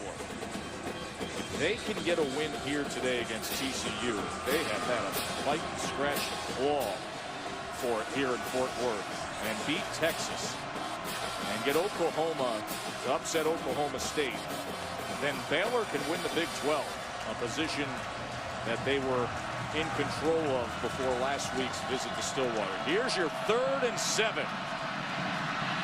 And Martin is taken down just inside the 40. So it'll be 4th down there, and TCU will use its final timeout. Takes its 3rd and final timeout of the half. 30 seconds in duration. So you want to punt it and try to pin him, or do you want to take a little chance here? I wouldn't go for it here. I'd punt it. It's been a tremendous day of football. You know what I've enjoyed so much about this game? You didn't know what TCU was going to bring to the table, but we knew we had a great offensive genius in Art Briles against a proud coach in Gary Patterson in a rough year. But you give Gary Patterson 2 weeks to dial up a defensive scheme. I've said this before. I think he is as good as there is. I don't know if there's any better in college football putting together a defense. This guy's got a great defensive mind. He knows exactly what he wants to take away, and he did just that. He bet on Verrett. Good bet. Then he bet on the rest of this group, and they've come through just like this last. They're going to get the ball back here one more chance, and Paul Hall's going to have a chance to end his season the way he wants to. Bill Bennett's defense for Baylor's played fairly well too with those key turnovers earlier in this game. This was fielded dangerously in a crowd there at the 12, and there is a flag as Cameron Eccles-Looper was surrounded at the 12-yard line. So we're going to have 94 seconds remaining and an opportunity for Casey Paul Hall's career to end potentially on a good note. Or will Baylor move their mark to 10-1? Kick catch interference. Kicking team. 15-yard penalty from the spot of the foul. 1st down. Let's get an update from Wendy Nix. Jess, thank you. We get an update from Auburn and Alabama. 43 seconds to play. 28-21 Crimson Tide. How about this? Nick Marshall to Sammy Coates into the end zone. And just like that, this game tied as we wrap it up in regulation. Sammy Coates may be the fastest player on that field, and he came up big for Auburn. That's incomplete. Trying to find Story again. He's been looking Juwan Story's way a lot.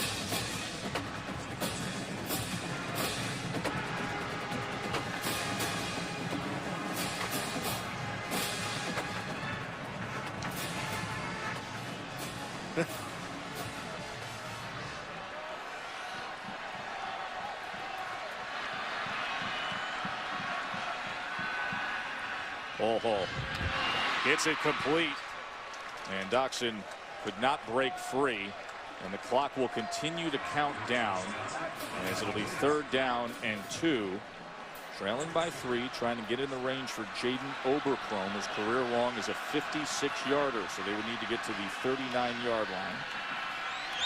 And they get the first down as he's able to find Doxson. Now in pregame warm-up, going right to left, he hit from 55 yards, did Oberkrom.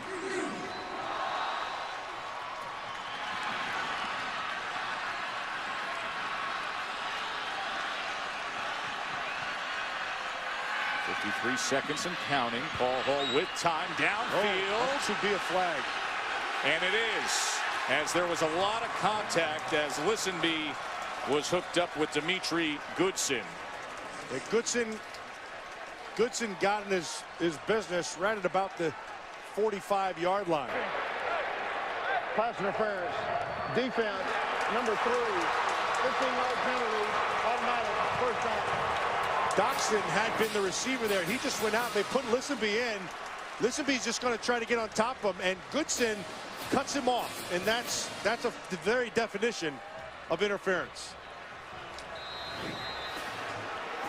And here is Oberkrom, who has made all 4 of his field goal attempts with the game on the line in the last 2 seasons. Can he do it here? First down. Crossing route was thrown too high.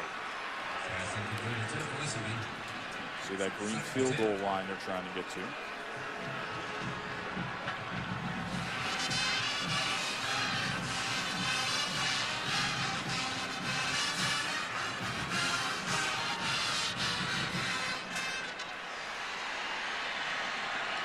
Field goal line at the 38 because he hit a 55-yarder in warm-ups going in this direction, did Oberkrom.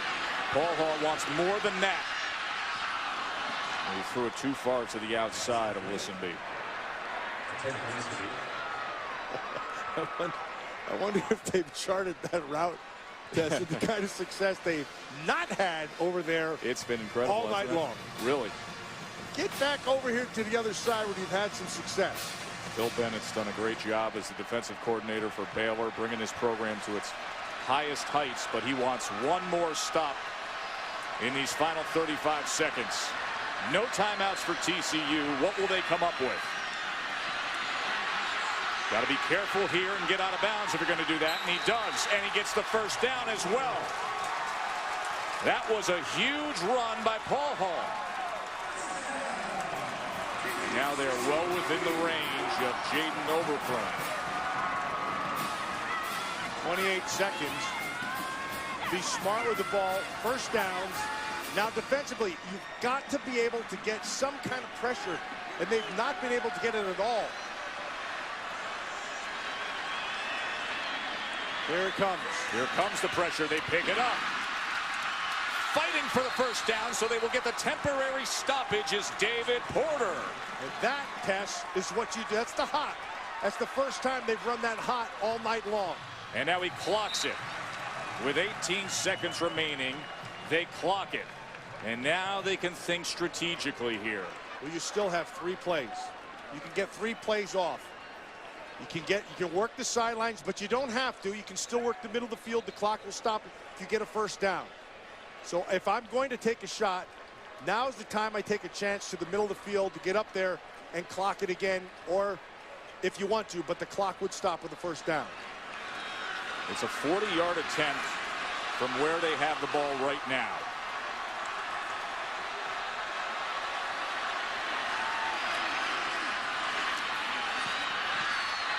Ball's in the air, and it's intercepted.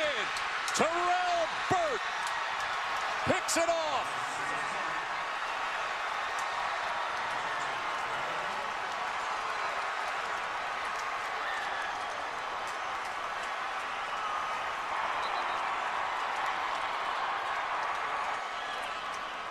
And for Casey Paul Hall, this is how it'll end. Off of Brandon Carter and into the arms of Terrell Burt. Hall is the man who made the play. Hall got his hands on it, tipped it up.